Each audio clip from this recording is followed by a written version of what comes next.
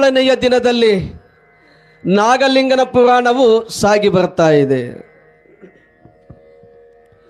ಏಳನೆಯ ದಿನದಲ್ಲಿ ಸಾಗಿ ಬರ್ತಾ ಇದೆ. ಇನ್ನೆಷ್ಟು ದಿನ ಉಳಿತು?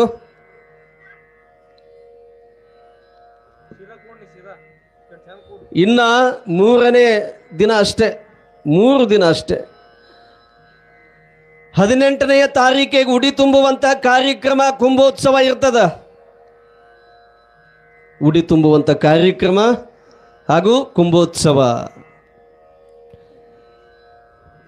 ನಾಡಿನ ಎಲ್ಲ ಹರಗುರು ಚರಮೂರ್ತಿಗಳು, ಶಿವಯೋಗಿಗಳು, ಪರಮ ಪೂಜ್ಯರು ಅಂದಿನ ದಿವಸ 17 ಮತ್ತು 18ನೆಯ ತಾರೀಕಿಗೆ ಇಲ್ಲಿ ದಯಮಾಡಿಸ್ತಾರೆ. ವಿಶೇಷವಾಗಿ ಉಡಿ ತುಂಬುವಂಥ ಕಾರ್ಯಕ್ರಮವೂ ಕೂಡ ಇರ್ತದ. ಅಂತ ಒಂದು ಕಾರ್ಯಕ್ರಮದೊಳಗ ಎಲ್ಲ ಪರಮ ಪೂಜ್ಯರು ಬಂದು ನಿಮ್ಮೆಲ್ಲರನ್ನ ಉದ್ದೇಶಿಸಿ ಆಶೀರ್ವಚನವನ್ನು ನೀಡಿ ನಿಮ್ಮೆಲ್ಲರಿಗೆ ದರ್ಶನ ಆಶೀರ್ವಾದವನ್ನು ನೀಡಿ ಹೋಗ್ತಾರೆ. ಅಂತಹ ಒಂದು ವಿಶೇಷ ಕಾರ್ಯಕ್ರಮವು ಕೂಡ ಈ ವರ್ಷ ಇಲ್ಲಿ ಪ್ರಭುಲಿಂಗೇಶ್ವರನ ಒಂದು ಮಠದೊಳಗ ಸಾಗಿ ಬರ್ತಾ ಇದೆ. ಬಸವಣ್ಣನವರು ತಮ್ಮ ಒಂದು ವಚನದೊಳಗ ಹೇಳ್ತಾರೆ, ವ್ಯಾಧನೊಂದು ಮೊಲನ ತಂದಡೆ, ವ್ಯಾಧನೊಂದು ಮೊಲವ ತಂದಡೆ, ಸಲುವ ಹಾಗಕ್ಕೆ ಬೆಲೆಗೈವರಯ್ಯ, ನೆಲ ನಾಳ್ದನ ಹೆಣನೆಂದಡೆ, ಒಂದು ಅಡೆಕೆಗೆ ಕೊಂಬುವರಿಲ್ಲ ನೋಡಯ್ಯ. ಬಸವಣ್ಣ ಹೇಳಿದ 12ನೇ ಶತಮಾನದೊಳಗಿರುವಂಥ ಜಗಜ್ಯೋತಿ ಬಸವಣ್ಣ ಹೇಳಿದ 4 ಸಾಲಿನ ವಚನ. ವ್ಯಾಧನೊಂದು ಮೊಲವ ತಂದಡೆ. ವ್ಯಾಧ ಅಂತಂದ್ರೆ ಬೇಟೆಗಾರ, ಕಾಡಿನೊಳಗ ಅರಣ್ಯ ಪ್ರದೇಶದೊಳಗ ಬೇಟೆಯನ್ನ ಆಡುವಂಥವನು. ವ್ಯಾಧನೊಂದು ಮೊಲವ ತಂದಡೆ. ಆ ಬೇಟೆಗಾರ ಕಾಡಿನೊಳಗ ಅರಣ್ಯಕ್ಕೆ ಹೋಗಿ ಬೇಟೆಯನ್ನ ಆಡಿ ಮೊಲವನ್ನ ತಂದಂತ. ಮೊಲವನ್ನ ತಂದು ಏನು ಮಾಡಿದ? ಮಾರ್ಕೆಟಿನೊಳಗ ಮಾರಾಟಕ್ಕಿಟ್ಟ, ಸಂತಿಯೊಳಗ ಮಾರಾಟಕ್ಕಿಟ್ಟ. ಆ ಬೇಟೆಗಾರ ಬೇಟೆಯನ್ನ ಆಡಿ ಆ ಸತ್ತಿರುವ ಮೊಲವನ್ನ ತಗೊಂಡು ಬಂದು ಮಾರ್ಕೆಟಿನೊಳಗ ಸಂತೆಯೊಳಗ ಇಟ್ಟು ವ್ಯಾಪಾರಕ್ಕಿಟ್ಟ. ಬೆಲೆಯನ್ನು ಕಟ್ಟಿ ಒಯ್ತಾರೆ. ಯಾವುದನ್ನ? ಮೊಲವನ್ನ. ವ್ಯಾಧನೊಂದು ಮೊಲವ ತಂದಡೆ, ಸಲುವ ಹಾಗಕ್ಕೆ ಬೆಲೆಗೈವರಯ್ಯ. ಆ ಸತ್ತಿರುವಂಥ ಮೊಲಕ್ಕ ಬೆಲೆಯನ್ನ ಕಟ್ಟಿದರು. ಸತ್ತಿರುವಂಥ ಮೊಲಕ್ಕೆ ಬೆಲೆಯನ್ನು ಕಟ್ಟಿ ತಗೊಂಡು ಹೋಗ್ತಾರೆ. ಮುಂದೆ ಬಸವಣ್ಣ ಹೇಳ್ತಾನೆ, ನೆಲ ನಾಳ್ದನ ಹೆಣನೆಂದಡೆ, ನೆಲ ನಾಳ್ದನ ಹೆಣನೆಂದಡೆ, ಒಂದು ಅಡೆಕೆಗೆ ಕೊಂಬುವರಿಲ್ಲ ನೋಡಯ್ಯ. ಈ ನೆಲವನ್ನು ಆಳಿರುವಂಥ ರಾಜ ಆಗಲಿ, ಮಹಾರಾಜ ಆಗಲಿ, ಪ್ರಧಾನಿ ಆಗಲಿ, ರಾಷ್ಟ್ರಪತಿ ಆಗಲಿ, ಮುಖ್ಯಮಂತ್ರಿನೇ ಆಗಲಿ, ತಾಲೂಕು ಪಂಚಾಯಿತಿ ಅಧ್ಯಕ್ಷನೇ ಆಗಲಿ, ಗ್ರಾಮ ಪಂಚಾಯಿತಿ ಅಧ್ಯಕ್ಷನೇ ಆಗಲಿ, ಯಾರೇ ಆದರೂ ಕೂಡ ಈ ನೆಲವನ್ನು ಆಳಿದಂಥ ರಾಜ ಆಗಲಿ, ಸಾದಾ ಸೀದ ಮನುಷ್ಯನೇ ಆಗಲಿ, ಈ ನೆಲವನ್ನು ಆಳಿದಂಥ ಮನುಷ್ಯ ನೆಲನಾಳ್ದನ ಹೆಣನೆಂದಡೆ, ಈ ನೆಲದ ಮೇಲೆ ಬದುಕನ್ನ ಜೀವನವನ್ನು ನಡೆಸಿರುವಂತಹ ಸರ್ವಸಾಮಾನ್ಯ ಮನುಷ್ಯನೇ ಆಗಿರಲಿ, ಹೆಣ ಆದ ಮೇಲೆ, ಶವ ಆದ ಮೇಲೆ, ಸತ್ತ ಮೇಲೆ, ಹೆಣವಾಗಿ ಬಿದ್ದ ಮೇಲೆ ಈ ಮಣ್ಣನ್ನು ಆಳಿರುವಂತಹ ಯಾರೇ ಇರಲಿ, ಒಂದು ದಿನ ಆಯುಷ್ಯ ಮುಗಿದ ಮೇಲೆ ಹೋಗಲೇಬೇಕು. ಸತ್ತ ಮೇಲೆ ಆ ಸತ್ತಿರುವಂಥ ಮನುಷ್ಯನಿಗೆ ನೆಲನಾಳ್ದನ ಹೆಣನೆಂದಡೆ, ಒಂದು ಅಡೆಕೆಗೂ ಕೊಂಬುವರಿಲ್ಲ ನೋಡಯ್ಯ ಅಂತ ಹೇಳಿದ ಬಸವಣ್ಣ. ಒಂದು ಅಡೆಕೆ ನೀವು ಹಾಕೊಳ್ತೀರಲ್ಲ, ಅಡಿಕೆ, ತಾಂಬೂಲ, ಆ ಅಡೆಕೆಗೆ ಎಷ್ಟು ಬೆಲೆ? ಅಷ್ಟು ಸಹಿತ ಬೆಲೆಯನ್ನು ಕಟ್ಟೋದಿಲ್ಲ ಬಸವಣ್ಣ ಹೇಳ್ತಾನೆ. ನೆಲ ನಾಳ್ದನ ಹೆಣನೆಂದಡೆ, ಒಂದು ಅಡೆಕೆಗೆ ಕೊಂಬುವರಿಲ್ಲ ನೋಡಯ್ಯ. ಆ ಅಡೆಕೆಗೆ ಇದ್ದಷ್ಟು ಬೆಲೆಯನ್ನ ಕಟ್ಟಲಿಕ್ಕೂ ಸಹಿತ ಆಗೋದಿಲ್ಲ, ಕಟ್ಟಿ ತಗೊಳಕ್ಕಾಗೋದಿಲ್ಲ. ಇದ್ದಾಗನೇ ಬೆಲೆ, ಇದ್ದಾಗಲೇ ಬೆಲೆ. ನೋಡಿ ಎಂಥ ಅಪರೂಪವಾಗಿರುವಂಥ ಮಾತು. ಬಹಳ ಕಿಮ್ಮತ್ತಿನ ವಚನವನ್ನು ಬರೆದಿಟ್ಟ ಬಸವಣ್ಣ. ಬಹಳ ಕಿಮ್ಮತ್ತಿನ ಮಾತು. ನೋಡಿ, ಸತ್ತು ಹೋಗಿರುವಂಥ ಮಲಕ್ಕ ಬೆಲೆಯನ್ನು ಕಟ್ಟಿ ತಗೊಳ್ತಾರೆ. ಸತ್ತು ಇರುವ ಮನುಷ್ಯನಿಗೆ, ಆ ಶವಕ್ಕ, ಆ ಹೆಣಕ್ಕ ಬೆಲೆಯನ್ನು ಕಟ್ಟಲಿಕ್ಕೆ ಆಗ್ತದೇನು? ಆಗೋದಿಲ್ಲ. ನೋಡ್ರಿ, ಈಗ ನೀವು ಕಾಲಾಗ ಹಾಕಿಕೊಳ್ಳುವಂಥ ಪಾದರಕ್ಷೆ, ಚಪ್ಪಲಿಯನ್ನು ತಗೊಳ್ಲಿಕ್ಕೆ ಹೋದಾಗ ಅಂಗಡಿ ಮಾಲೀಕ ವಾರಂಟಿ ಹೇಳ್ತಾನ, ಇಷ್ಟು ವರ್ಷ ಬರ್ತದಂತ ಹೇಳ್ತಾನ. ಅದನ್ನು ಹಾಕ್ಕೊಂಡ್ವಿ, ಅದಕ್ಕೆ ಕಿಮ್ಮತ್ತನ್ನು ಕೊಟ್ಟು ತಗೊಂಡು ಬಂದ್ವಿ. ಹೋಗುವಾಗ ಎಲ್ಲೋ ಆ ಉಂಗ್ಟ ಹರಿತದ. ಉಂಗ್ಟ ಹರಿದ ಮೇಲೆ ಇಲ್ಲೇ ಆ ಹಾದಿಯೊಳಗೆ ಬಂದಿರುವಂಥ ಮನೆ, ಆ ಮನೆಗೆ ಹೋಗಿ ನೋಡಪ್ಪ, ಮತ್ತು ಹಿಂಗೆ ಚಪ್ಪಲಿನ ಉಂಟ ಹರಿದದ, ಇಲ್ಲೇ ಬಿಡ್ತೀನಂತಂದ್ರೆ ಬಿಡುವಂತಾನ. ಕಾಲಾಗ ಹಾಕೊಳ್ಳುವಂಥ ಚಪ್ಪಲಿ ಉಂಟ ಹರಿತಂದ್ರೆ ನೋಡಪ್ಪ, ಇಲ್ಲೇ ದೇವಸ್ಥಾನಕ್ಕೆ ಹೋಗಿ ಬರ್ತೀನಿ, ಇಲ್ಲೇ ಇರಲಿ ಅಂತಂದ್ರೆ ಬಿಡಿಸುವಂತನವ. ನೋಡಿ, ಅದಕ್ಕೂ ಕೂಡ ಬೆಲೆ ಅದ. ಆದರೆ ಅದೇ ದೇವಸ್ಥಾನಕ್ಕೆ ಹೋಗೋ ಮುಂದೆ ಒಂದು 4 ಮಂದಿ ಹೋಗುವಾಗ ಏನೋ ಅನಾರೋಗ್ಯದಿಂದ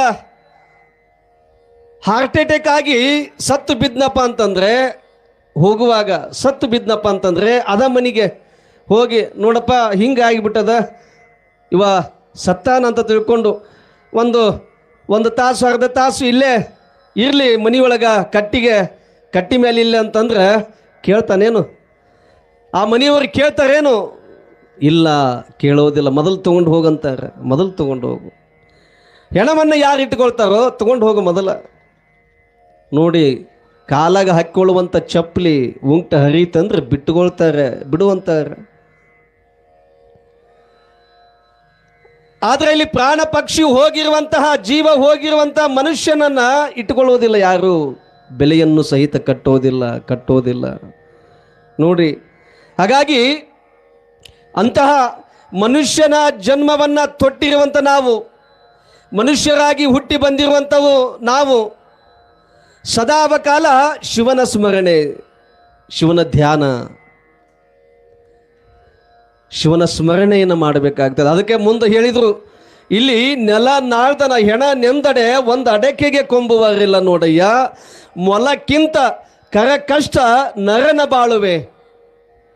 ಮೊಲಕ್ಕಿಂತ ಕಷ್ಟ ನರನ ಬಾಳುವೆ. ಅದಕ್ಕೆ ಬೆಲೆ ಕಟ್ಟಿದ್ರು, ಇದಕ್ಕೆ ಬೆಲೆ ಕಟ್ಟಲಿಕ್ಕಾಗೋಲಿಲ್ಲ.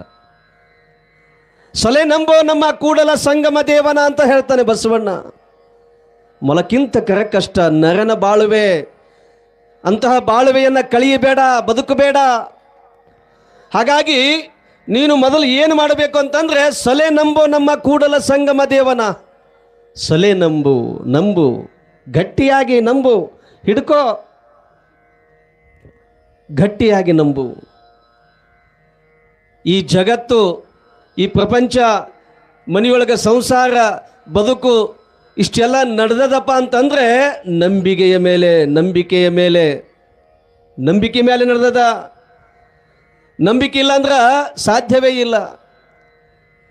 ಇವತ್ತು ನೋಡಿ, ಹಂದಾಳದಿಂದ, ನಾಗಠಾಣದಿಂದ, ಭಕ್ತಿಯಿಂದ, ನಂಬಿಕೆಯನ್ನು ಇಟ್ಕೊಂಡು 7-8 ವರ್ಷದಿಂದ ಬಿಟ್ಟು ಬಿಡದ ಹಾಗೆ ಒಂದು ದಿನ ಆದರೂ ನಾವು ಹೋಗಬೇಕು ಪ್ರಭುಲಿಂಗೇಶ್ವರನ ಜಾತ್ರಾ ಮಹೋತ್ಸವಕ್ಕೆ, ಆ ಒಂದು ಪುಣ್ಯ ಸ್ಮರಣೋತ್ಸವಕ್ಕೆ ಒಂದು ದಿನ ಆದರೂ ಹೋಗಿ ಪ್ರವಚನವನ್ನು ಕೇಳಿ ನಮ್ಮ ಕೈಲಾದಷ್ಟು ನಾವು ಕಾಣಿಕೆಯನ್ನು ಮುಟ್ಟಿಸಿ ಬರಬೇಕು ಅನ್ನುವಂಥ ಭಕ್ತಿಯಿಂದ, ನಂಬಿಕೆಯಿಂದ ಬಂದಿದ್ದಾರಲ್ಲ, ಇದು ನಂಬಿಕೆ. ಹೊಡ್ರಿ ಒಂದ್ಸಲ ಚಪ್ಪಾಳೆ. ಭಕ್ತಿಯಿಂದ, ನಂಬಿಕೆಯಿಂದ, ನಂಬೆಲೆ ಮನವೇ, ನಂಬಿ ಹಂಬಲಿಸದಿರು ತನುವೆ. ನಂಬೆಲೆ ಮನವೇ, ನಂಬಬೇಕು, ಗಟ್ಟಿಯಾಗಿ ನಂಬಬೇಕು. ನಂಬಿ ಕರೆದೊಡೆ ಓ ಎನ್ನನೇ ಶಿವನು, ನಂಬಿ ಕರೆದೊಡೆ ಓ ಎನ್ನನೇ ಶಿವನು. ನೋಡಿ, ನಂಬಿ ಗಟ್ಟಿಯಾಗಿ ನಂಬಿಕೆಯಿಂದ ನಾವು ಕೂಗಿದ್ರೆ ಕರೆದ್ರ ಬರದೇ ಇರ್ತಾನೇನು ಪರಮಾತ್ಮ ಭಗವಂತ ಸೃಷ್ಟಿಕರ್ತ. ಕರಿಬೇಕು ನಂಬಿಕೆಯಿಂದ ನಡೆದುಕೊಳ್ಳಬೇಕು, ಗಟ್ಟಿಯಾಗಿ ನಂಬಬೇಕು, ಗಟ್ಟಿಯಾಗಿ ಹಿಡಿದುಕೊಳ್ಳಬೇಕು. ನಮ್ಮೊಳಗ ನಂಬಿಕೆನೇ ಇಲ್ಲ, ಮತ್ತೆ ಹೆಂಗೆ ಒಲಿತಾನೆ ಪರಮಾತ್ಮ? ಹೆಂಗೆ ಒಲಿತಾನೆ? ಇಲ್ಲಿ ನವಲಗುಂದದ ನಾಗಲಿಂಗ ಬಹಳ ನಂಬಿಕೆಯಿಂದ ಸದಾವಕಾಲ ಆ ಮಹಂಕಾಳಿಯಾಗಿರುವಂಥ ಜಗಜ್ಜನನಿಯನ್ನು, ಬಗಳಾಂಬೆಯನ್ನು, ದುರ್ಗಾಂಬೆಯನ್ನು, ಆದಿಶಕ್ತಿಯನ್ನು, ಮಹಂಕಾಳಿಯನ್ನು ಸದಾವಕಾಲ ಸ್ಮರಣೆಯನ್ನು ಮಾಡ್ತಿದ್ದ. ಯಾರು? ನಾಗಲಿಂಗ. ಸಾಕ್ಷಾತ್ ಪಾರ್ವತಿಯ ಕಾಳಿಕಾ ದೇವಿಯ ಅವತಾರವೇ ನಾಗಲಿಂಗನಾಗಿ ಜನಿಸಿ ಬಂದಿದ್ದ. ಹಾಗಾಗಿ ಸದಾವಕಾಲ ಮಹಾಕಾಳಿಯನ್ನ, ಆದಿಶಕ್ತಿಯನ್ನ ಸ್ಮರಣೆಯನ್ನು ಮಾಡ್ತಾ ಸಂಚಾರವನ್ನು ಮಾಡ್ತಾ ಎಲ್ಲಿಗೆ ಬರ್ತಾನೆ ಅಂತಂದ್ರೆ ನಾಗಲಿಂಗ ನೋಡಿ, ಇಲ್ಲಿ ನವಲಗುಂದದಿಂದ ಇಲ್ಲಿ ಒಂದು ಕೊಣ್ಣೂರು ಅನ್ನುವಂತಹ ಗ್ರಾಮ, ಎಲ್ಲಿ ಬಾದಾಮಿಗೆ ಹೋಗುವಾಗ ಅಂದರೆ ನವಲಗುಂದದಿಂದ ಬಾಗಲಕೋಟೆಗೆ ಹೋಗುವಾಗ ಕೊಣ್ಣೂರು ಅನ್ನುವಂಥ ಗ್ರಾಮ ಬರ್ತದ, ಕುಳಗೇರಿ ಕ್ರಾಸ್ ಅಂತ ಬರ್ತದ ನೋಡ್ರಿ. ಆ ಬರುವಾಗ ಕೊಣ್ಣೂರು ಅನ್ನುವಂಥ ಗ್ರಾಮ, ಲೀಲಾ ಪುರುಷನಾಗಿರುವಂಥ ನಾಗಲಿಂಗಪ್ಪ ಲೀಲೆಗಳನ್ನು ಮಾಡ್ತಾ ಒಮ್ಮೊಮ್ಮೆ ಪಲ್ಲಕ್ಕಿಯ ಮೇಲೆ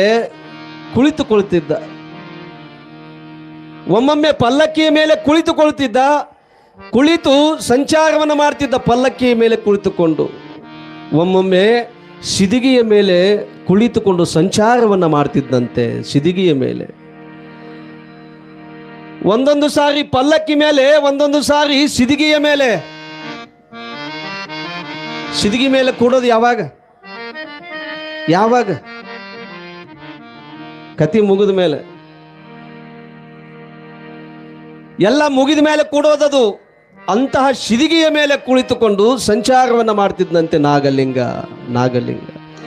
ಹೀಗೆ ಒಮ್ಮೊಮ್ಮೆ ಬರಗಾಲಿನಿಂದ, ಕಾಲ್ನಡಿಗೆಯಿಂದ, ಕಾಲೊಳಗೆ ಏನೇನೋ ಹಾಕಿಕೊಳ್ಳಲಾರದೆ ಸಂಚರಿಸುತ್ತಿದ್ದ.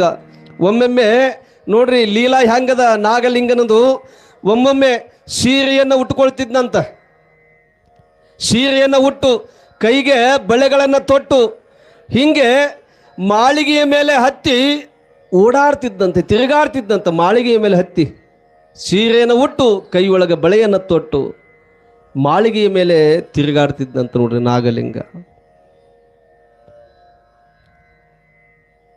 ಅವಧೂತರೇ ಹಾಗೆ ನೋಡಿ.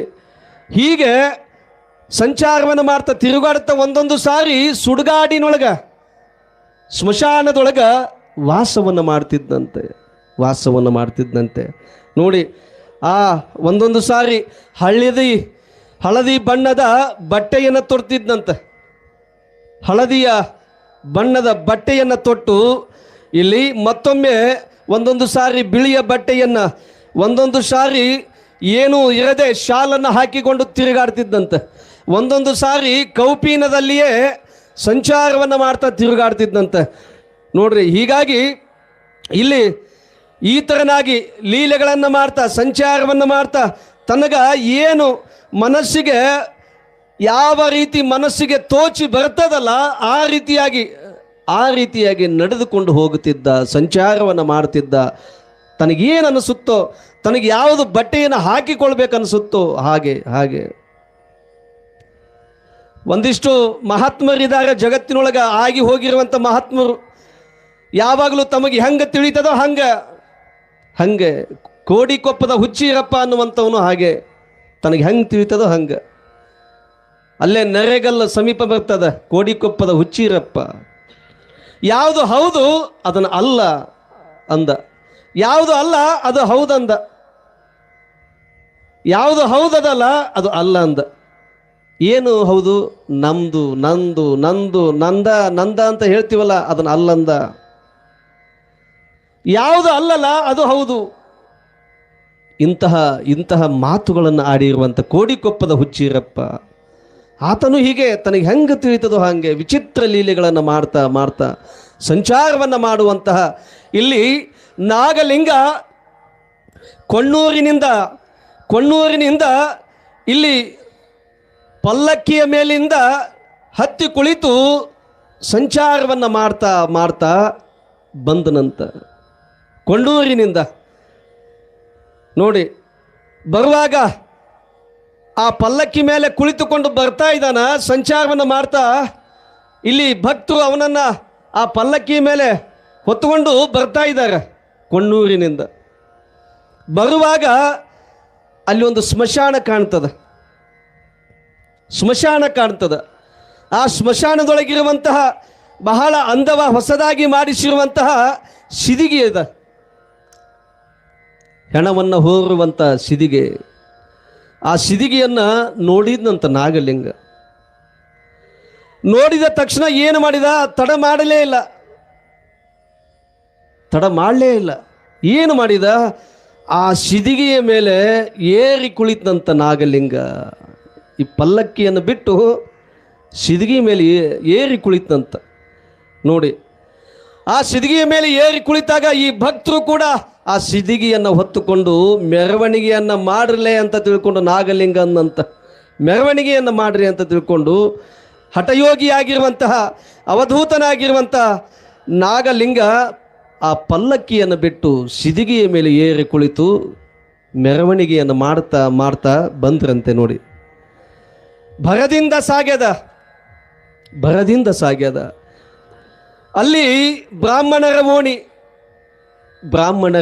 ಎಲ್ಲಿ? ಕೊಣ್ಣೂರಿನಿಂದ ಬಂದ. ಎಲ್ಲಿಗೆ ಬಂದ? ನವಲಗುಂದಕ್ಕೆ ಬಂದಾನ. ಸಿದಿಗೆಯ ಮೇಲೆ ಮೆರವಣಿಗೆಯನ್ನು ಮಾಡ್ತಾ ನವಲಗುಂದಕ್ಕೆ ಬಂದಾನ. ಆ ನವಲಗುಂದದೊಳಗ ಬ್ರಾಹ್ಮಣರ ಓಣಿ. ಹಿಂಗ ಸೀದಾ ಹೋದ್ರೆ ಹಾಳು ಬಿದ್ದಿರುವ ಮೌನೇಶ್ವರನ ಮಠಕ್ಕೆ ಹೋಗುವಂಥದ್ದು. ಹಿಂಗ ಅಡ್ಡು ಹೋದ್ರೆ ಬ್ರಾಹ್ಮಣರ ಓಣಿ. ಹೋಗುವಾಗ ನವಲಗುಂದದ ನಾಗಲಿಂಗ ಹೇಳ್ತಾನ, ಏ ಮಕ್ಕಳ, ಈ ಕಡೆ ಬೇಡ, ಇಲ್ಲಿ ಅಡ್ಡ ಹೋರಿ. ಹಿಂಗ ಅಡ್ಡ ಮೆರವಣಿಗೆಯಿಂದ ಸಾಗಲಿ ಮೆರವಣಿಗೆ ಅಂತಂದ ನಾಗಲಿಂಗ. ಅಡ್ಡ ಹೋಗಲಿ ಅಂದ. ಯಪ್ಪ ಇದು ಬ್ರಾಹ್ಮಣರ ಓಣಿ, ಆಗಲಿ ಸಾಗಲಿ ಅಂದ. ಅಡ್ಡ ಹೋಯಿತು. ಸ್ವಲ್ಪ ಮುಂದೆ ಹೋಗಿತ್ತು. ಬ್ರಾಹ್ಮಣ ಸಮುದಾಯದ ಎಲ್ಲ ಬ್ರಾಹ್ಮಣರು ಅಡ್ಡ ಹಾಕಿದ್ರು. ಬಿಡಲಿಲ್ಲ, ಮುಂದೆ ಬಿಡಲಿಲ್ಲ. ಸಿದಿಗೆಯನ್ನು ಏರಿ ಬಂದಿರುವಂಥ ನಾಗಲಿಂಗನ ಮೆರವಣಿಗೆಯನ್ನು ಮುಂದೆ ಹೋಗಲಿಕ್ಕೆ ಬಿಡಲಿಲ್ಲ. ಇಲ್ಲಿ ಏನು ಹೇಳ್ತಾರೆ ಬ್ರಾಹ್ಮಣರು ಅಂತಂದ್ರೆ, ಮುಂದೆ ಸಾಗಿದ್ದೆ ಆದರೆ ಇಲ್ಲಿ ಹೆಣಗಳು ಬೀಳ್ತಾವೆ. ಬ್ರಾಹ್ಮಣ ಸಮಾಜದವರು ಹೇಳ್ತಾರೆ. ಈ ಮೆರವಣಿಗೆ ಮುಂದೆ ಸಾಗಿದ್ರೆ, ಮುಂದೆ ಹೋಯ್ತಪ್ಪ ಅಂತಂದ್ರೆ ಹೆಣಗಳು ಬೀಳ್ತಾವಂತ ಬ್ರಾಹ್ಮಣ ಸಮಾಜದವರು ಹೇಳಿದರು. ಇಲ್ಲಿ ನಾಗಲಿಂಗ ಹೇಳ್ತಾನ, ನಮ್ಮ ಮೆರವಣಿಗೆಗೆ ಅಡ್ಡ ಹಾಕಬೇಡ್ರಪ್ಪ, ಅಡ್ಡ ಬರಬೇಡ್ರಿ ಅಂತ ಹೇಳಿದ ನಾಗಲಿಂಗ ಅಜ್ಜ ಹೇಳಿದ್ರು ಕೂಡ ಇಲ್ಲಿ ಗರ್ವದಿಂದ ಸೊಕ್ಕಿನಿಂದ ಇಲ್ಲಿ ಬ್ರಾಹ್ಮಣ ಸಮಾಜದವರು ಮುಂದೆ ಸಾಗಲಿಕ್ಕೆ ಬಿಡೋದೇ ಇಲ್ಲ. ಈ ಸಿದಿಗೆಯನ್ನು ಅಲ್ಲಿಯೇ ಬಿಟ್ಟು ಹೋದರಂತೆ. ಯಾರು? ನಾಗಲಿಂಗ. ಬಿಡಲೇ ಇಲ್ಲ ಮುಂದೆ. ಸಿದಿಗೆಯನ್ನು ಏರಿ ಕುಳಿತಿರುವಂಥ ನಾಗಲಿಂಗ ಕೆಳಗೆ ಇಳಿದು ಮತ್ತೆ ಎಲ್ಲಿಗೆ ಬಂದ? ಮೌನೇಶ್ವರನ ಮಠಕ್ಕೆ ಬಂದ. ಇಲ್ಲಿ ಬಿಡಲೇ ಇಲ್ಲ ಮುಂದ. ನಾಗಲಿಂಗ ಕೆಳಗೆ ಇಳಿದು ಆ ಸಿದಿಗೆಯನ್ನು ಅಲ್ಲೇ ಇರಲಿ ಮಕ್ಕಳ, ಇದನ್ನು ಯಾರು ಮುಟ್ಟಬೇಡ್ರಿ, ಇದು ಅವನ ಅಪ್ಪಣೆಯಾದಾಗ ಅವಾಗ ತಗೊಂಡು ಹೋಯ್ದ್ರಾಯ್ತು ಅಂತ ತಿಳ್ಕೊಂಡು ಇಲ್ಲೇ ಇರಲಿ ಅಂತ ತಿಳ್ಕೊಂಡು ಹಾಗೆ ಬಂದ ಬ್ರಾಹ್ಮಣರು. ಇಲ್ಲಿ ನಾವು ಎಂಥ ಘನ ಕಾರ್ಯವನ್ನು ಮಾಡಿದ್ವಿ, ನಾಗಲಿಂಗಪ್ಪನನ್ನ ಇಳಿಸಿ ಕಳಿಸಿದ್ವಲ್ಲ ಅಂತ ತಿಳ್ಕೊಂಡು ಇಲ್ಲಿ ಗರ್ವದಿಂದ ಸೊಕ್ಕಿನಿಂದ ತಮ್ಮ ಇಲ್ಲಿ ಗರ್ವಿಷ್ಠರಾಗಿ ಮನೆಯೊಳಗ ಜಂಬವನ್ನು ಕೊಚ್ಚಿಕೊಳ್ಳಕತ್ರಂತ ಬ್ರಾಹ್ಮಣರು. ಜಂಬವನ್ನು ಕೊಚ್ಚಿಕೊಳ್ಳಕತ್ರು. ತಮ್ಮಷ್ಟಕ್ಕೆ ತಾವ ಹೆಮ್ಮೆಯನ್ನು ಪಡಕತ್ರು. ನಾಗಲಿಂಗಪ್ಪನನ್ನ ಕೆಳಗಿಳಿಸಿದ್ವಲ್ಲ ಅಂತ ತಿಳ್ಕೊಂಡು. ಹೀಗೆ ಆ ನಾಗಲಿಂಗಪ್ಪಜ್ಜ ಇಳಿದು ಹೋದಾಗ ಇಲ್ಲಿ ನಾಗಲಿಂಗ ಹೋಗಿ ಆ ದೇವಿಯ ಸ್ತುತಿಯನ್ನ ಮಾಡ್ತಾ ಧ್ಯಾನಾಸಕ್ತನಾಗಿ ಕುಳಿತುಕೊಂಡಾನ. ನಾಗಲಿಂಗ ದೇವಿಯ ನಾಮವನ್ನ, ದೇವಿಯ ಸ್ತೋತ್ರವನ್ನ ಮಾಡ್ತಾ ಧ್ಯಾನಾಸಕ್ತನಾಗಿ ಕುಳಿತುಕೊಂಡಾನ. ಅಲ್ಲಿ ಆ ಒಂದು ಪ್ರಸಂಗದೊಳಗ ಈ ಮಗನ ಬೆಂಬಲಕ್ಕಾಗಿ, ಅಂದ್ರೆ ನಾಗಲಿಂಗನ ಬೆಂಬಲಕ್ಕಾಗಿ ತಾಯಿಯಾಗಿರುವಂಥ ಮಾರಿಕಾಂಬೆ ತಾಯಿ ಇಲ್ಲಿ ರೂಪವನ್ನು ತಾಳಿ ಬ್ರಾಹ್ಮಣರ ಓಣಿಯೊಳಗ ಭೀಕರವಾಗಿರುವಂಥ ಕಾಲರ ಅನ್ನುವಂತಹ ರೋಗವನ್ನು ಅಲ್ಲಿ ಎಲ್ಲರಿಗೂ ಕೂಡ ಅಂಟಿಕೊಳ್ಳುತ್ತದ. ಕಾಲರ ಅಂತ ಒಂದು ರೋಗ ಬರ್ತದ ಒಂದು. ಅಂತಹ ರೋಗದಿಂದ ಆ ಓಣಿಯೊಳಗೆ ಬ್ರಾಹ್ಮಣರೆಲ್ಲರೂ ಕಾಲರಾದಿಂದ ಬಳಲಕತ್ರು. ನೋಡಿ, ಹಗಲೆಲ್ಲ ವಾಂತಿ ಬೇದಿಯಿಂದ ಕೆಲವೊಂದಿಷ್ಟು ಜನ ಸಾಯ್ಲಿಕ್ಕತ್ರು, ಕೆಲವೊಂದಿಷ್ಟು ಜನ ವಾಂತಿ ಬೇದಿಯಿಂದ ಅನುಭವಿಸ್ಲಿಕ್ಕತ್ರು. ಬ್ರಾಹ್ಮಣರ ಓಣಿಯೊಳಗೆ ಇದು ಮತ್ತೆ ಎಲ್ಲೂ ಇಲ್ಲ. ಬ್ರಾಹ್ಮಣ ಓಣಿಯೊಳಗ ಈ ರೀತಿಯಾಗಿ ನಡೀತು. ಯಾಕೆ ಹಿಂಗಾಯ್ತು ಅಂತ ತಿಳ್ಕೊಂಡು ಈ ವಾಂತಿ ಬೇದಿಯಿಂದ, ಕಾಲರ ಬೇನೆಯಿಂದ ಸಾಯ್ಲಿಕ್ಕತ್ತಾರ. ಹೆಂಗ ಮಾಡೋದು ಅಂತ ತಿಳಿದುಕೊಂಡಾಗ, ವಿಚಾರ ಮಾಡಿದಾಗ ನೋಡಿ, ಕೆಲವೊಂದಿಷ್ಟು ಜನ ತಿಳಿದವರು ಯಾಕೆ ಹಿಂಗಾಯಿತು, ಇಲ್ಲ ಈಗ ಹೋಗುವಾಗ ನಮ್ಮ ಓಣಿಯೊಳಗ ನಾಗಲಿಂಗಪ್ಪಜ್ಜ ಸಿದಿಗಿ ಮೇಲೆ ಕುಳಿತುಕೊಂಡು ಮೆರವಣಿಗೆಯನ್ನು ಮಾಡ್ತಾ ಸಾಗುತ್ತಿದ್ದ, ನಾವು ಅದನ್ನು ಅಡ್ಡ ಹಾಕಿದ್ವಿ, ಅವರನ್ನ ಮುಂದೆ ಹೋಗಲಿಕ್ಕೆ ಬಿಡಲಿಲ್ಲ ಅಂತ ಹೇಳಿದಾಗ, ಏನು ಹುಚ್ಚರದಿರೋ ನೀವು, ಏನು ಹುಂಬದಿರಿ ನೀವು ಅಂತ ಅವಧೂತನನ್ನ, ಅಂತ ಮಹಾತ್ಮನನ್ನ ಅಡ್ಡಗಾಲು ಹಾಕಿ ಆ ಪಲ್ಲಕ್ಕಿಯ ಮೇಲೆ ಕುಳಿತಿರುವಂತ ನಾಗಲಿಂಗನನ್ನ ಕೆಳಗಿಳಿಸಿದಿರಲ್ಲೋ, ಏನು ಹುಚ್ಚರದಿರಿ ನೀವು, ಒಂದಿಷ್ಟು ತಿಳುವಳಿಕೆ ಬೇಡ ಏನು ನಿಮಗ ಅಂತ ಬ್ರಾಹ್ಮಣರನ್ನ ತಿಳಿದವರು ಹೇಳಿದರು. ಕಾಲರ ರೋಗದಿಂದ ಬಳಲಿ ಸಾಯ್ಲಿಕ್ಕತ್ತಾರ ಜನ, ಇಲ್ಲಿ ಸಾಯ್ಲಿಕ್ಕತ್ತಾರ. ಆಗ ಅವರು ಬುದ್ಧಿ ಹೇಳಿದಾಗ ನೋಡಿ, ಈ ನಾಗಲಿಂಗ ಏರಿರುವಂತಹ ಸಿದಿಗೇನದಲ್ಲ, ಇದು ಸ್ಥಳಾಂತರವಾಗದೆ ನಿಮಗೆ ಕಮ್ಮಿ ಆಗೋದಿಲ್ಲ, ಸ್ಥಳಾಂತರ ಆಗದೆ ನಿಮಗೆ ಒಳಿತಾಗೋದಿಲ್ಲ. ಇಲ್ಲೇನು ನಿಮ್ಮ ಓಣಿಯೊಳಗ ಸಿದಿಗೇನದಲ್ಲ, ಇದು ಹೋಗಬೇಕು. ಅದೇ ನಾಗಲಿಂಗ ಬಂದು ಮೆರವಣಿಗೆಯಿಂದ ಹೋದಾಗ ನಿಮಗೆ ಅಂಟಿಕೊಂಡಿರುವಂಥ ಕಾಲರ ಅನ್ನುವಂಥ ಬೇನೆ, ಆ ರೋಗ ಏನು ಅಂಟಿಕೊಂಡದಲ್ಲ, ಆವಾಗ ನಿವಾರಣೆ ಆಗ್ತದೆ, ಆವಾಗ ಹೋಗ್ತದೆ ಅಂತಂದಾಗ ನೋಡಿ, ಆ ಮಹಾತ್ಮರನ್ನ ನೋಡಿ, ನೆನೆವುದೇ ಘನ ಮುಕ್ತಿ ಪದಂ ಶ್ವಾದವ ಅಂತ ಹೇಳ್ತಾರೆ. ಮಹಾತ್ಮರಮ್ಮ ನೆನೆವುದೇ ಘನಮುಕ್ತಿ ಶ್ವಾದಂ, ಮಹಾತ್ಮರನ್ನ ನೆನೆಯಬೇಕು. ಇಲ್ಲಿ ಹುಡುಕುತ್ತಾ ಹೋಗ್ತಾ ಇದ್ದಾರೆ ಬ್ರಾಹ್ಮಣ ಸಮಾಜದವರು. ಯಾಕಂತಂದ್ರೆ ಇಲ್ಲಿ ಆ ಸಮಾಜದೊಳಗಿರುವಂತ ಮಕ್ಕಳು, ಅಣ್ಣ ತಮ್ಮ, ಬಂಧು ಬಳಗ ಸಾಯ್ಲಿಕ್ಕತ್ತಾರ. ನಾಗಲಿಂಗಪ್ಪನನ್ನ ಹುಡುಕಿಕೊಂಡು ಹೋಗ್ತಾ ಇದ್ದಾರೆ. ನೋಡಿ, ಮಹಾತ್ಮರೊಡನೆ ಶರಣರೊಡನೆ ಮರೆತು ಸರಸವನ್ನ ಆಡಿದರೆ, ಮಹಾತ್ಮರೊಂದಿಗೆ ಶರಣರೊಡನೆ ಮರೆತು ಸರಸವನ್ನ ಆಡಿದರೆ ಉಡಿಯೊಳಗ ಸುಣ್ಣದ ಕಲ್ಲನ್ನ ಕಟ್ಟಿಕೊಂಬಂತೆ, ಉಡಿಯೊಳಗ ಸುಣ್ಣದ ಕಲ್ಲನ್ನ ಕಟ್ಟಿಕೊಂಬಂತೆ. ಮಹಾತ್ಮರನ್ನ ಶರಣರನ್ನ ನಾವು ಮರೆತು ಸರಸವನ್ನು ಆಡಬಾರ್ದು. ಅವರ ಜೊತೆಗೆ ಹೆಂಗೆಂಗೋ ಮಾತನಾಡುವುದಲ್ಲ, ನಡೆದುಕೊಳ್ಳುವುದಲ್ಲ. ಒಂದು ವೇಳೆ ಹಾಗಾಗಿತ್ತಪ್ಪ ಅಂತಂದ್ರೆ ಉಡಿಯೊಳಗ ಸುಣ್ಣದ ಕಲ್ಲನ್ನು ಕಟ್ಟಿಕೊಂಡಂತೆ. ಉಡಿಯೊಳಗ ಸುಣ್ಣದ ಕಲ್ಲನ್ನು ಕಟ್ಟಿಕೊಂಡ್ರೆ ತಂಪಾಗ್ತದೇನು, ತಣ್ಣಗಿರ್ತದೇನು? ಇಲ್ಲ, ಸುಡ್ತದ. ಮೊದಲು ನಮ್ಮನ್ನು ಸುಡ್ತದ, ನಮ್ಮನ್ನು ಸುಡ್ತದ. ಹಾಗಾಗಿ ಇಲ್ಲಿ ನಾಗಲಿಂಗನ ಹುಡುಕ್ತಾರೆ. ಎಲ್ಲೆಲ್ಲಿಯೂ ಹುಡುಕಿದ್ರು ಕೂಡ ಕಾಣೋದಿಲ್ಲ, ಎಲ್ಲಿ ಹುಡುಕಿದ್ರು ಕೂಡ ಕಾಣೋದಿಲ್ಲ, ನಾಗಲಿಂಗ ಕಾಣೋದಿಲ್ಲ. ಬ್ರಾಹ್ಮಣ ಸಮಾಜದವರು ಅಲ್ಲಲ್ಲಿ ಹುಡುಕ್ತಾರೆ. ಹುಡುಕ್ತಾ ಪಡೇಸೂರು ಅನ್ನುವಂಥ ಗ್ರಾಮ ಬರ್ತದೆ, ಅಲ್ಲೇ ನವಲಗುಂದದ ಸಮೀಪ ಪಡೇಸೂರು ಅನ್ನುವಂಥ ಗ್ರಾಮ. ಅಲ್ಲಿ ಒಂದಿಷ್ಟು ಜನ ಹೇಳಿದರು, ಇಲ್ಲೇ ನಾಗಲಿಂಗ ಪಡೇಸೂರಿಗೆ ಹೋದ್ನ ಅಂತ ತಿಳ್ಕೊಂಡು ಹೇಳಿದಾಗ ಅಲ್ಲಿಗೆ ಓಡಿ ಬರ್ತಾರೆ ಬ್ರಾಹ್ಮಣದ ಸಮಾಜದವರು. ಓಡೋಡಿ ಬಂದು ನೋಡ್ತಾ ಹುಡುಕುತ್ತಾ ಇದ್ದಾರೆ, ಅಲ್ಲಿಯೂ ಇಲ್ಲ. ಆ ಒಂದು ಓಣಿಯೊಳಗ ಹುಡುಗರ ಮಕ್ಕಳ ಜೊತೆ ಆಟವನ್ನು ಆಡ್ತಾ ಇದ್ದಂತೆ ನಾಗಲಿಂಗ, ಮಕ್ಕಳ ಜೊತೆ ಆಟವನ್ನು ಆಡ್ತಿದ್ದಂತೆ. ಅಲ್ಲಿಯೂ ಕೂಡ ಓಡಿ ಬಂದು ನೋಡ್ತಾರೆ, ಅಲ್ಲಿಯೂ ಕೂಡ ಕಾಣದ ಹಾಗೆ. ಮುಂದೆ ಕಾಣದ ಹಾಗೆ ಎಲ್ಲಿಗೆ ಹೋಗ್ತಾನೆ? ಯಮನೂರಿಗೆ ಹೋಗ್ತಾನೆ.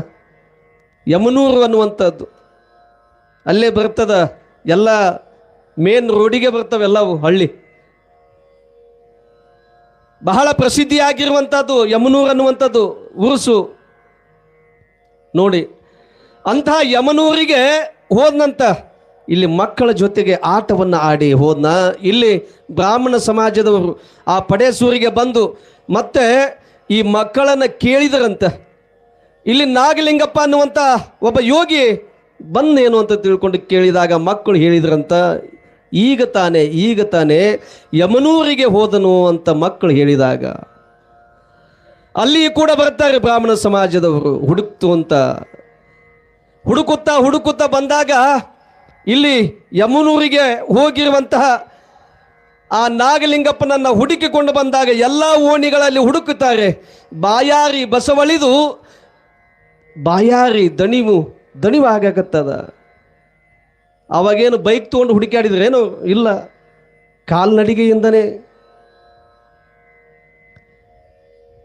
ಕಾಲ್ನಡಿಗೆಯಿಂದಲೇ ಹುಡುಕಾಡುತ್ತಾ ಬಂದರು. ಹುಡುಕುತ್ತಾ ಬಂದಾಗ ಅಲ್ಲಿ ಒಬ್ಬ ಕುಳಿತುಕೊಂಡಿದ್ದ. ಎಲ್ಲಿ? ಆ ಯಮನೂರಿನೊಳಗ. ಅಲ್ಲಿ ಕುಳಿತುಕೊಂಡಾಗ ಅವ ಹೇಳಿದ, ಇಲ್ಲಿ ನಾಗಲಿಂಗ ಅನ್ನುವಂಥ ಯೋಗಿ ಹೋದನೇನು ಅಂತ ಕೇಳಿದಾಗ, ನೋಡಪ್ಪ ಇಲ್ಲೇ ಕುರಹಟ್ಟಿ ಅನ್ನುವಂಥ ಹಳ್ಳಿಯ ಮಾರ್ಗವಾಗಿ ಹೋದ್ನ ಅಂತ ತಿಳ್ಕೊಂಡು ಅವ ಹೇಳಿದಾಗ ಮತ್ತೆ ಕುರಹಟ್ಟಿ ಅನ್ನುವಂಥ ಗ್ರಾಮಕ್ಕೆ ಓಡೋಡಿ ಬರ್ತಾರೆ. ದಾರಿಯಲ್ಲಿ ಕುಳಿತಿರುವಂಥ ನಾಗಲಿಂಗನನ್ನು ಹುಡುಕೊಂಡು ಬರ್ತಾರೆ. ಅಲ್ಲಿಯೂ ಇರೋದಿಲ್ಲ. ನಾಗಲಿಂಗನನ್ನು ಹುಡುಕಿ ನಿರಾಶೆಗೊಂಡು ಇಲ್ಲಿ ಮತ್ತೆ ಆ ಬ್ರಾಹ್ಮಣ ಸಮಾಜದವರು ನವಲಗುಂದ ಗ್ರಾಮಕ್ಕೆ ಬರ್ತಾರೆ. ನಿರಾಶೆಗೊಂಡು ನಾಗಲಿಂಗ ಕಾಣಲಿಲ್ಲ, ಸಿಗಲಿಲ್ಲ. ಎಷ್ಟು ಹುಡುಕಿದ್ರು ಕೂಡ ಕಾಣಲಿಲ್ಲ. ನಿರಾಶೆಗೊಂಡು ನವಲಗುಂದ ಗ್ರಾಮಕ್ಕೆ ಬರ್ತಾರೆ ಬ್ರಾಹ್ಮಣ ಸಮಾಜದವರು. ಏನು ಮಾಡಬೇಕು? ಸಿಗುತ್ತಾ ಇಲ್ಲಲ್ಲ ಮಹಾತ್ಮ. ಈ ಕಾಲರ ಅನ್ನುವಂಥ ರೋಗದಿಂದ ಹೇಗೆ ನಾವು ಹೊರಗೆ ಬರಬೇಕು ಅನ್ನುವಂಥ ವಿಚಾರವನ್ನು ಇಲ್ಲಿ ಮಾಡುತ್ತಾ ಕುಳಿತಿದ್ದಾರೆ. ನಾಗಲಿಂಗನನ್ನ ಇಲ್ಲಿ ತಿಳಿದ ಒಬ್ಬ ಭಕ್ತ ಹೇಳ್ತಾನೆ, ನೋಡ್ರಪ್ಪ, ನೀವು ನಾಗಲಿಂಗನನ್ನ ಏಕಮನದಿಂದ ನೀವು ಧ್ಯಾನಿಸಬೇಕು, ಸ್ತುತಿಯನ್ನು ಮಾಡಬೇಕು. ಆ ರೀತಿ ಮಾಡಿದರೆ ಅಲ್ಲಿ ನಾಗಲಿಂಗ ಪ್ರತ್ಯಕ್ಷ ಆಗುತ್ತಾನೆ. ನೋಡಿ, ಅವರಲ್ಲಿ ಗರ್ವ ಅನ್ನುವಂಥದ್ದೇನಿತ್ತಲ್ಲ, ಸೊಕ್ಕು ಅನ್ನುವಂಥದ್ದೇನಿತ್ತಲ್ಲ, ಅದನ್ನೆಲ್ಲವನ್ನ ಬಿಟ್ಟು ಮರೆತು ನಾಗಲಿಂಗನನ್ನ ಇಲ್ಲಿ ಸ್ತುತಿಯನ್ನು ಮಾಡ್ತಾರೆ, ಸ್ಮರಣೆಯನ್ನು ಮಾಡ್ತಾರೆ, ನಾಗಲಿಂಗನನ್ನ ಕೊಂಡಾಡ್ತಾರೆ. ಕೊಂಡಾಡಿದಾಗ ಆ ಎಲ್ಲಿ ಕುರಹಟ್ಟಿ ಹೇಳುವಾಗ ಇರುವಂತಹ ನಾಗಲಿಂಗ ನವಲಗುಂದದೊಳಗೆ ಬಂದು ಪ್ರತ್ಯಕ್ಷನಾಗಿ ಬ್ರಾಹ್ಮಣರ ಸಮಾಜದ ಓಣಿಯೊಳಗ ಬಂದು ಕುಳಿತಿದ್ದಾನೆ. ಅಂಧಕಾರ ಮುಸುಕಿದೆ, ಏನು ಕಾಣದಾಗಿದೆ, ಭಯ ತುಂಬಿ ಹೋಗಿದೆ, ಜೀವ ಬೇಸರಾಗಿದೆ. ನವಲಗುಂದ ಗುರುವೇ ಬಾ, ನಾಗಲಿಂಗ ಯೋಗಿ ಬಾ. ನವಲಗುಂದ ಗುರುವೇ ಬಾ, ನಾಗಲಿಂಗ ಯೋಗಿ ಬಾ. ದಾರಿ ದೀಪವಾಗಿ ಬಾ, ಜ್ಞಾನ ಜ್ಯೋತಿಯಾಗಿ ಬಾ. ಭವದೋಳು ಬೇಗ ಬಾ, ಸತ್ಯ ಶಾಂತಿಯಾಗಿ ಬಾ. ನವಲಗುಂದ ಯೋಗಿ ಬಾ ನಾಗಲಿಂಗ ಪ್ರಭುವೇ ಬಾ.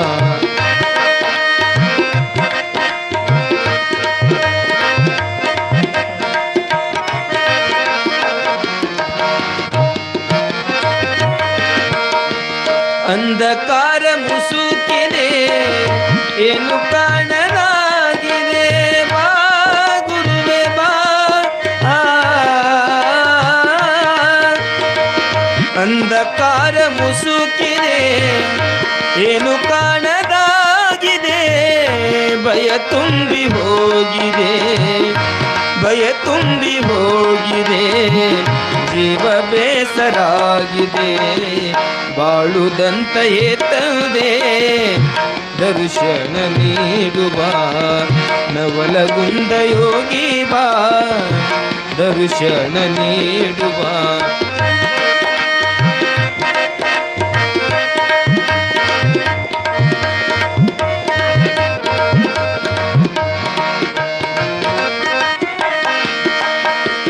ಮಾಯ ಸುತ್ತಿಕೊಂಡಿದೆ ದಾರಿ ಕಾಣದಾಗಿದೆ, ಬಾ ಗುರುವೇ ಬಾ.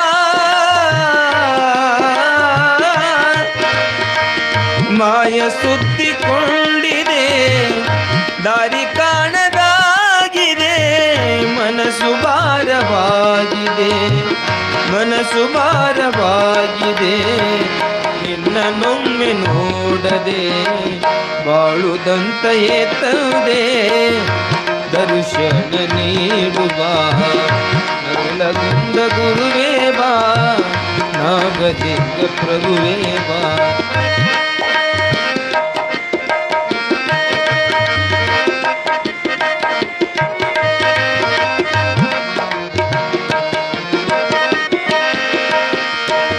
ಕರ್ಮ ತುಂಬಿ ಹೋಗಿದೆ ಧರ್ಮ ಇಲ್ಲದಾಗಿದೆ, ಬಾ ಗುರುವೇ ಬಾ. ಕರ್ಮ ತುಂಬಿ ಹೋಗಿದೆ ಧರ್ಮ ಇಲ್ಲದಾಗಿದೆ, ಸತ್ಯ ಶಾಂತಿ ನೀತಿಗೆ, ಸತ್ಯ ಶಾಂತಿ ನೀತಿಗೆ ಬೆಲೆ ಇಲ್ಲದಾಗಿದೆ, ಬಾಳುದಂತ ಏತದೆ ದರ್ಶನ ನೀಡುವ ನವಲಗುಂದ ಯೋಗಿ ಬಾ ನಾಗಲಿಂಗ ಪ್ರಭುವೇ ಬಾ.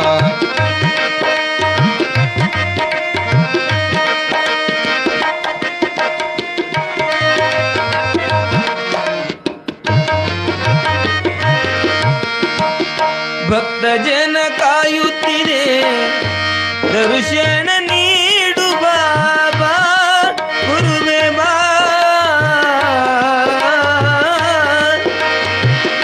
ಭಕ್ತ ಜನ ಕಾಯುತ್ತಿದೆ ದರ್ಶನ ನೀಡುವ, ಅಂಧಕಾರ ಅಳಿಯಲು, ಅಂಧಕಾರ ಅಳಿಯಲು ಕರುಣೆ ತೋರಿ ಬೇಗ ಬಾ.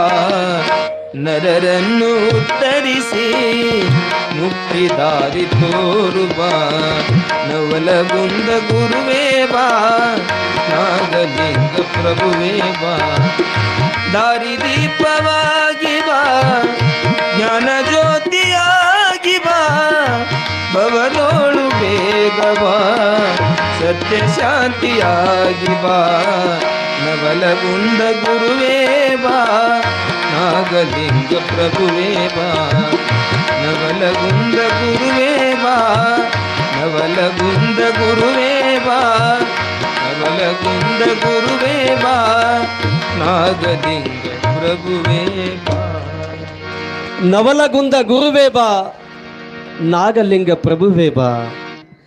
ದಾರಿ ದೀಪವಾಗಿ ಬಾ, ಅಂಧಕಾರವ ಮುಸುಕಿದೆ ಏನು ಕಾಣದಾಗಿದೆ, ಏನು ಕಾಣದಾಗಿದೆ. ದಾರಿ ದೀಪವಾಗಿ ಬಾ, ಜ್ಯೋತಿಯಾಗಿ ಬಾ, ಜ್ಯೋತಿಯಾಗಿ ಬಾ. ನವಲಗುಂದದ ನಾಗಲಿಂಗನೇ ಬಾ. ಈ ರೀತಿಯಾಗಿ ಬ್ರಾಹ್ಮಣ ಸಮಾಜದವರು, ಸಮುದಾಯದವರು ನಿರಾಶೆಗೊಂಡು ಇಲ್ಲಿ ನಾಗಲಿಂಗನನ್ನ ಕೂಗಿ ಕೂಗಿ ಸ್ಮರಣೆಯನ್ನು ಮಾಡ್ತಾರೆ, ಸ್ಮರಣೆಯನ್ನು ಮಾಡ್ತಾರೆ. ನಾಗಲಿಂಗನೇ ಬಾ, ಗುರುವೇ ಬಾ, ಸದ್ಗುರುವೇ ಬಾ, ದಾರಿ ದೀಪವಾಗಿ ಬಾ, ಅಂಧಕಾರವನ್ನ ಅಳಕಿಸಲಿಕ್ಕೆ ಬಾ, ಹೊಗೆದೋಡಿಸುವುದಕ್ಕೆ ಬಾ ಅಂತ ತಿಳ್ಕೊಂಡು ಈ ರೀತಿಯಾಗಿ ನಾಗಲಿಂಗನನ್ನ ಇಲ್ಲಿ ಏಕ ಮನಸ್ಸಿನಿಂದ, ಒಂದೇ ನಿರ್ಮಲವಾಗಿರುವಂಥ ಮನಸ್ಸಿನಿಂದ ಸ್ಮರಣೆಯನ್ನು ಮಾಡಿದಾಗ ನಾಗಲಿಂಗ, ಕುರಹಟ್ಟಿಯೊಳಗೆ ಇರುವಂಥ ನಾಗಲಿಂಗ ನವಲಗುಂದದೊಳಗಿರುವಂಥ ಬ್ರಾಹ್ಮಣ ಓಣಿಗೆ ಬಂದನಂತೆ. ಬಂದು ನಿಂತಿದ್ದ. ಬಂದು ನಿಂತ ಮೇಲೆ, ಯಪ್ಪ ನಾವು ಮಾಡಿರುವಂಥದ್ದು ಬಹಳ ಅಪರಾಧ ಆಗ್ಯದ, ತಪ್ಪಾಗ್ಯದ, ನಮ್ಮನ್ನು ಮನ್ನಿಸು, ಕ್ಷಮಿಸು ಅಂತ ತಿಳ್ಕೊಂಡು ಕಾಲಿಗೆ ಬಿದ್ದು ಕೇಳ್ಕೊಳ್ತಾರೆ ಬ್ರಾಹ್ಮಣ ಸಮಾಜದವರು ನವಲಗುಂದದ ನಾಗಲಿಂಗನನ್ನ. ನಮ್ಮಿಂದ ದೊಡ್ಡ ಅಪರಾಧ ಆಗಿದೆ, ನಿಮ್ಮ ಈ ಪಲ್ಲಕ್ಕಿ ಹೋಗುವಾಗ ನಾವು ಹಾಗೆ ನಡೆದುಕೊಳ್ಳಬಾರದಿತ್ತು, ಅಡ್ಡ ಹಾಕಬಾರದಿತ್ತು, ನಮ್ಮಿಂದ ದೊಡ್ಡ ಅಪರಾಧ ಆಗ್ಯದ, ದಯವಿಟ್ಟು ನಮ್ಮನ್ನ ಮನ್ನಿಸು, ಕರುಣೆಯಿಂದ ಕಾಪಾಡು ಯಪ್ಪ ಅಂತ ತಿಳ್ಕೊಂಡು ನಾಗಲಿಂಗನನ್ನ ಪರಿಪರಿಯಾಗಿ ಬೇಡಿಕೊಂಡಾಗ ಆವಾಗ ಮಹಾತ್ಮರಿಗೆ ಹಿಂಗ ಕೆಟ್ಟವರದರಂತ ತಿಳ್ಕೊಂಡು ಹಿಂಗ ನೀನು ಹೋಗು, ಹಾಳಾಗಿ ಹೋಗಂತೇನು ಆಶೀರ್ವಾದ ಮಾಡ್ತಾರೇನು? ಇಲ್ಲ, ಅವರಿಗೆ ಮತ್ತ ಆಶೀರ್ವಾದ ರೂಪದಿಂದ ಅವರಿಗೆ ಬುದ್ಧಿ ಹೇಳಿ, ತಿದ್ದಿ ಹೇಳಿ ಮನುಷ್ಯರನ್ನಾಗಿ ಮಾಡ್ತಾರೆ. ಅದು ಮಹಾತ್ಮರಿಗೆ ಇರುವಂಥ ಶಕ್ತಿ, ದೊಡ್ಡತನದ ಶಕ್ತಿ. ದೊಡ್ಡವರಿಗೆ ದೊಡ್ಡ ಗುಣಗಳೇ ಇರ್ತಾವ, ದೊಡ್ಡ ಗುಣಗಳೇ ಇರ್ತಾವ. ಇಲ್ಲಿ ನಾಗಲಿಂಗ ಕ್ಷಮೆಯನ್ನ ಇಲ್ಲಿ ಕ್ಷಮೆ ಮಾಡಿದ, ಆಶೀರ್ವಾದವನ್ನ ಮಾಡಿ, ಆಗ್ಲಿರಪ್ಪ ಹೇಳ್ರಿ, ಇನ್ನೊಂದು ಸಾರಿ ಮತ್ತೊಮ್ಮೆ ಇಲ್ಲಿ ಮಹಾತ್ಮರನ್ನ, ಸಾಧು ಸತ್ಪುರುಷರನ್ನ, ಗುರುಗಳನ್ನಾಗಲಿ ಯಾರೇ ಬಂದರೂ ಕೂಡ ನೀವು ನಿಂದೆಯನ್ನು ಮಾಡಬಾರದು, ಅವರನ್ನ ಪರೀಕ್ಷೆಯನ್ನು ಮಾಡಬಾರದು ಅಂತ ತಿಳ್ಕೊಂಡು ಅವರಿಗೆ ಹೇಳಿ, ಆಗ್ಲಿರಪ್ಪ ಅಂತ ತಿಳ್ಕೊಂಡು ಸಿದಿಗಿಯನ್ನು ಏರಿ ಮತ್ತೆ ಮೆರವಣಿಗೆಯ ಮುಖಾಂತರವಾಗಿ ಸಾಗಿ ಬರ್ತಾನೆ ನಾಗಲಿಂಗ, ಸಾಗಿ ಬರ್ತಾನೆ. ಸಿದಿಗೆಯನ್ನು ಏರಿ ಮೆರವಣಿಗೆ ಮುಖಾಂತರ ಸಾಗಿ ಬರ್ತಾನೆ.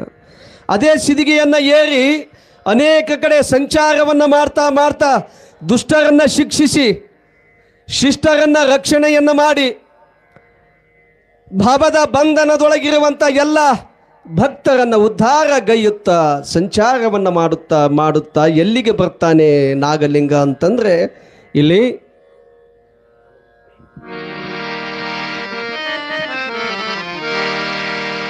ಉರಗಲಿಂಗನು ಮುಂದೆ ತಾನತಿ ಹರುಷದು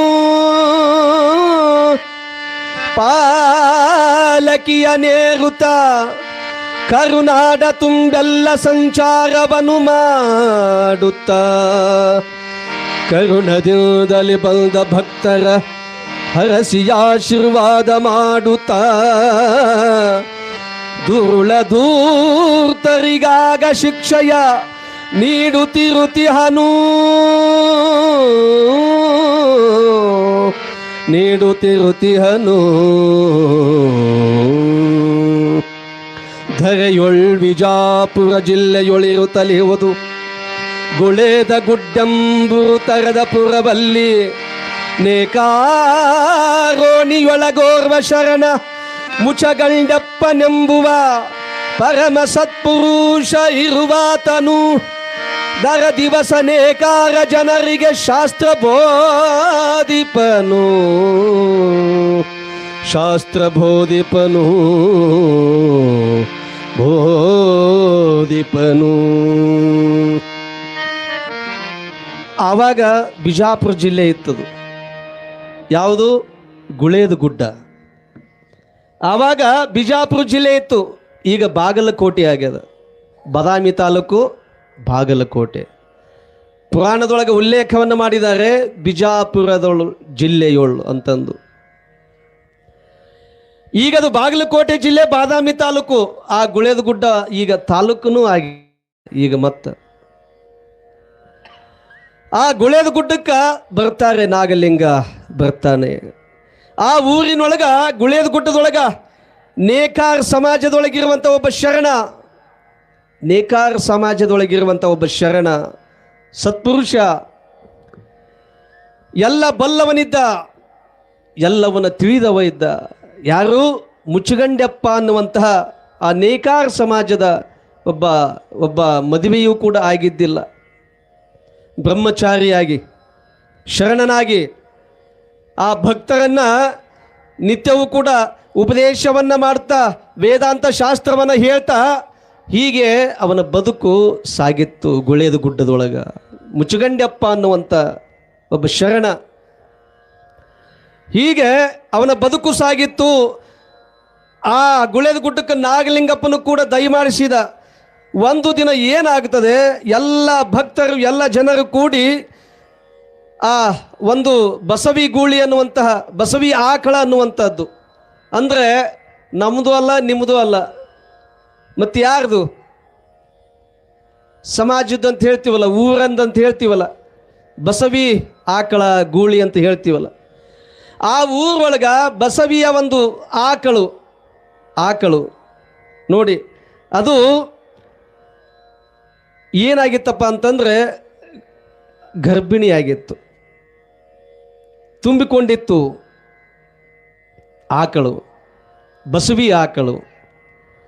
ಆ ಒಂದು ಪ್ರಸಂಗದೊಳಗ ಇಲ್ಲಿ ಮುಚ್ಚುಗಂಡ್ಯಪ್ಪ ಬಂದ ಆ ಬಸವಿ ಆಕಳವನ್ನು ನೋಡಿ ಇಲ್ಲಿ ಎಲ್ಲ ಜನರೆಲ್ಲ ಯಪ್ಪ, ಮತ್ತಿದು ಬಸವಿ ಆಕಳದ, ಮತ್ತು ಏನನ್ನ ಈತದ, ಏನನ್ನ ಕೊಡ್ತದ, ಕರುವನ್ನು ಕೊಡ್ತದೋ ಏನ ಹೋರಿಯನ್ನು ಕೊಡ್ತದೋ ಅಂತ ಮುಚ್ಚುಗಂಡಪ್ಪನನ್ನು ಪ್ರಶ್ನೆ ಮಾಡಿದರು ಜನಗಳು. ಮುಚ್ಚುಗಂಡಪ್ಪನನ್ನು ಪ್ರಶ್ನೆ ಮಾಡಿದರು.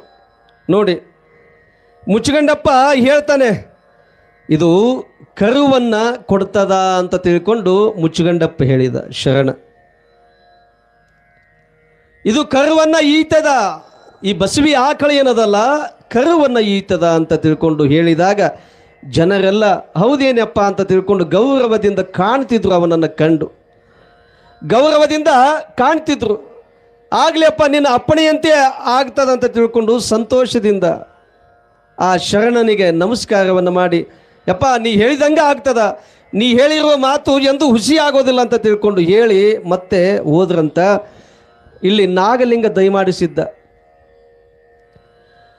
ಅಲ್ಲಿಯೇ ವಾಸವಾಗಿದ್ದ. ಒಂದು 4-5 ದಿನಗಳು ಕಳೆದ ಮೇಲೆ ಇಲ್ಲಿ ಆ ಬಸವಿ ಆಕಳು ಈಯುವಂತ, ಅಂದರೆ ಇಲ್ಲಿ ಆ ಕರುವನ್ನು ಹಾಕುವಂತಹ ಒಂದು ಪ್ರಸಂಗ ಕೂಡಿ ಬರ್ತದ.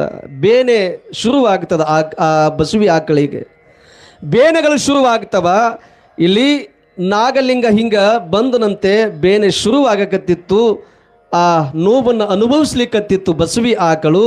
ಆ ಜನರೆಲ್ಲರೂ ಸುತ್ತ ನೋಡ್ತಾ ಇದ್ರು. ನೋಡ್ತಾ ಇರುವಾಗ ನಾಗಲಿಂಗ ಬಂದನಲ್ಲ, ಇಲ್ಲಿ ನಾಗಲಿಂಗನ ಕೀರ್ತಿ ವಾರ್ತೆ ಎಲ್ಲ ಕಡೆ ಹಬ್ಬಿತ್ತು. ಅಲ್ಲಿ ಒಂದಿಷ್ಟು ಜನ ಭಕ್ತರು ನಾಗಲಿಂಗನಿಗೆ ಇಲ್ಲಿ ಭಕ್ತರಾಗಿದ್ದವರು, ಅವರು ಕೂಡ ಕೇಳಿದರು ನಾಗಲಿಂಗನನ್ನು, ಯಪ್ಪ ಮತ್ತು ಇದು ಬಸವಿ ಆಕಳದ, ಮತ್ತು ಏನನ್ನ ಕೊಡ್ತದ, ಏನನ್ನ ಈತದ ಅಂತ ತಿಳ್ಕೊಂಡು ಕೇಳಿದರು ನಾಗಲಿಂಗಪ್ಪನನ್ನು ಕೇಳಿದರು. ಹೌದೇನು? ಒಂದು ಸಾರಿ ಅದರ ಬೆನ್ನಿನ ಮೇಲೆ ಹಿಂಗ ಕೈಯಾಡಿಸಿ, ತಮ್ಮ ಅಮೃತ ಹಸ್ತದಿಂದ ಹಿಂಗ ಕೈಯಾಡಿಸಿ, ಇದು ಹೋರಿಯನ್ನು ಕೊಡ್ತದ, ಏನಂದ, ಇದು ಹೋರಿಯನ್ನು ಹಾಕ್ತದ ಅಂತ ತಿಳ್ಕೊಂಡು ಹೇಳಿದ. ನೋಡಿ, ಇಲ್ಲಿ ಮುಚ್ಚುಗಂಡಪ್ಪನ ಭಕ್ತರು, ಅವನ ಮೇಲೆ ವಿಶ್ವಾಸವಿರುವಂಥ ಜನರು ಅಪ್ಪ ಹೇಳಿದಂಗೆ ಆಗ್ತದೆ ಅಂತ ತಿಳ್ಕೊಂಡು ಅವನನ್ನು ಕೊಂಡಾಡಿದ್ರು. ಇಲ್ಲಿ ನಾಗಲಿಂಗಪ್ಪ ಹೇಳಿದ ಮಾತಿಗೆ ಎಂದು ಹುಸಿ ಆಗೋದಿಲ್ಲ. ಮತ್ತು ಇದರೊಳಗೆ ಯಾವುದು ನಂಬಬೇಕು, ಯಾವುದು ಸತ್ಯ, ಯಾವುದು ಈತದ, ಯಾವುದನ್ನು ಕೊಡ್ತದ ಅಂತ ತಿಳ್ಕೊಂಡು ಎಲ್ಲರಿಗೂ ಕೂಡ ಚಿಂತೆ ಆಯಿತು. ಈ ಕಡೆ ಮುಚ್ಚುಗಂಡಪ್ಪನ ಅವನ ಮೇಲೆ ವಿಶ್ವಾಸ ಇರುವಂಥ ಜನ ನಮ್ಮ ಮುಚ್ಚುಗಂಡಪ್ಪ ಶರಣ ಹೇಳ್ದಂಗೆ ಆಗ್ತದಂತ ತಿಳ್ಕೊಂಡು ಅವನನ್ನು ಕೊಂಡಾಡ್ತಿದ್ರು. ಇಲ್ಲಿ ಮುಚ್ಚುಗಂಡಪ್ಪ ಕರುವನ್ನ ಈತದ ಕೊಡ್ತದ ಅಂತ ತಿಳ್ಕೊಂಡು ಹೇಳಿದಾಗ ಊರಿನ ಈ ಬಸವಿ ಆಕಳು ಕೊಡ್ತದ, ಅವರು ಹೇಳಿರುವಂತ ಮಾತು ಸತ್ಯವಾಗ್ತದ. ಇಲ್ಲಿ ನಾಗಲಿಂಗ ಹೋರಿಯನ್ನು ಹಾಕ್ತದ ಅಂತ ತಿಳ್ಕೊಂಡು ಹೇಳಿದ. ಇದು ಯಾವುದು ಸತ್ಯವೋ ಯಾವುದು ಅನಿತ್ಯವೋ ಆಗ್ತದೆ ನೋಡೋಣ ಅಂತ ತಿಳ್ಕೊಂಡು ಡಂಗರವನ್ನು ಸಾರಿದಂತ ಎಲ್ಲರಿಗೂ ಕಾತುರ. ಇಲ್ಲಿ ಬಸವಿ ಆಕಳು ಬೇನೆಯನ್ನು ತಿನ್ನುತ್ತಾ ಇದೆ, ನೋವುಗಳು ಆರಂಭ ಆಗ್ಯಾವ. ಇಲ್ಲಿ ಬಸವಿ ಆಕಳು ಏನು ಕೊಡ್ತದ? ಮೊದಲು ಇಲ್ಲಿ ಕರುವನ್ನು ಹಾಕ್ತದಂತೆ, ಕರುವನ್ನು ಹಾಕ್ತದೆ.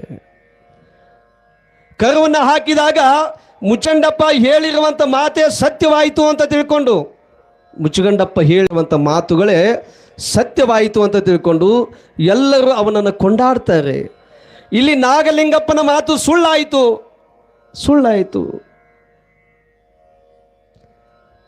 ನೋಡಿ, ನಾಗಲಿಂಗಪ್ಪ ಹೇಳಿರುವಂಥ ಮಾತು ಸುಳ್ಳಾಯ್ತಲ್ಲ ಅಂತ ತಿಳ್ಕೊಂಡು ಮತ್ತೆ ಡಂಗೂರವನ್ನು ಹೊಡೆಸ್ತಾರೆ. ನೀವು ನಂಬಿರುವಂಥ ಅಜಾತ ನಾಗಲಿಂಗನ ಮಾತು ಸುಳ್ಳಾಯಿತು, ಅವನನ್ನು ನಂಬಬೇಡ್ರಿ, ಅವನು ಕಪಟಿ ಇದ್ದಾನೆ, ನಾಟಕಿ ಇದ್ದಾನೆ, ಡಾಂಬಿಕ ಇದ್ದಾನೆ ಅಂತ ತಿಳ್ಕೊಂಡು ಆ ಗುಳೇದ ಗುಡ್ಡದ ತುಂಬ ಡಂಗೂರವನ್ನು ಸಾರಿದ್ರಂತ. ನಾಗಲಿಂಗ ಹೇಳಿರುವಂಥ ಮಾತು ಸುಳ್ಳಾಯಿತು, ಅವನ ಮಾತನ್ನು ನಂಬಬೇಡ್ರಿ, ಕಪಟಿ ಇದ್ದಾನೆ. ಈ ರೀತಿಯಾಗಿ ಡಂಗುರವನ್ನು ಸಾರಿದಾಗ ನೋಡ್ರಿ, ಇಲ್ಲಿ ಕರುವನ್ನು ಹಾಕಿತು ಆಕಳು. ಮುಂದೆ ಮತ್ತೆ ನೋವನ್ನು ಬೇನೆಯನ್ನು ತಿಂತ ಮತ್ತೆ ಆಕಳು ಹೋರಿಯನ್ನು ಕೂಡ ಹಾಕಿತಂತೆ. ನೋಡಿ, ಈ ರೀತಿಯಾಗಿ ಸೃಷ್ಟಿಗೆ ವಿರುದ್ಧವಾಗಿ, ಬ್ರಹ್ಮ ಸೃಷ್ಟಿಗೆ ವಿರೋಧವಾಗಿ ಪ್ರತಿ ಸೃಷ್ಟಿಯನ್ನು ಮಾಡಬಲ್ಲ ಶಕ್ತಿ ಯಾರಲ್ಲಿ ಅದ ಅಂತಂದ್ರೆ ನಾಗಲಿಂಗನೊಳಗದ. ಬ್ರಹ್ಮ ಸೃಷ್ಟಿಗೆ ವಿರೋಧವಾಗಿ ಪ್ರತಿ ಸೃಷ್ಟಿಯಾಗಿ ಮಾಡುವಂಥ ಶಕ್ತಿ ನಾಗಲಿಂಗನೊಳಗೆ ಇತ್ತು. ಇಲ್ಲಿ ಹೋರಿಯನ್ನು ಕೂಡ ಹಾಕ್ತು, ಮತ್ತು ಕರುವನ್ನು ಕೂಡ ಹಾಕ್ತು. ಇಲ್ಲಿ ಮುಚ್ಚಗಂಡಪ್ಪನ ಮಾತು ಕೂಡ ಸುಳ್ಳಾಗಲಿಲ್ಲ. ಇಲ್ಲಿ ಮಹಾತ್ಮನಾಗಿರುವಂಥ ಅವಧೂತನಾಗಿರುವಂಥ ನಾಗಲಿಂಗನ ಮಾತು ಕೂಡ ಸುಳ್ಳಾಗಲಿಲ್ಲ. ಇಲ್ಲಿ ಡಂಗುರವನ್ನು ಹೊಡಿಸಿದ್ರಂತೆ. ಮಹಾತ್ಮನಾಗಿರುವಂತಹ ಅವಧೂತನಾಗಿರುವಂಥ ನಾಗಲಿಂಗನ ಮಾತೆ ಇಲ್ಲಿ ಸತ್ಯವಾಯಿತು. ಡಂಗುರವನ್ನು ಹೊಡಿಸಿದ್ರಂತೆ. ಅಘಟಿತ ಘಟನಾ ಶಕ್ತಿ ಉಳ್ಳಂಥವನು ಯಾರಪ್ಪ ಅಂತಂದ್ರೆ ನಾವಲಗುಂದದ ನಾಗಲಿಂಗ ಅಂತ ತಿಳ್ಕೊಂಡು ಇಲ್ಲಿ ಅಂತಹ ನಾಗಲಿಂಗನನ್ನು ಉಪಮಿಸಬಾರದ ಉಪಮಾತೀತರು ಅಂತ ಕೂಡ ಹೇಳಿದ್ರು ತಪ್ಪಾಗೋದಿಲ್ಲ. ಉಪಮಿಸಬಾರದ ಉಪಮಾತೀತರು ಯಾರು? ನಾಗಲಿಂಗ. ಅಂದರೆ ಅವನನ್ನು ಯಾವ ಮಾತುಗಳಿಂದ, ಯಾವ ಶಬ್ದಗಳಿಂದ ವರ್ಣಿಸಲಿಕ್ಕೆ ಶಬ್ದಗಳೇ ಇಲ್ಲ. ಅಂಥ ಆರೂಢನಾಗಿರುವಂಥವನು ನವಲಗುಂದದ ನಾಗಲಿಂಗ.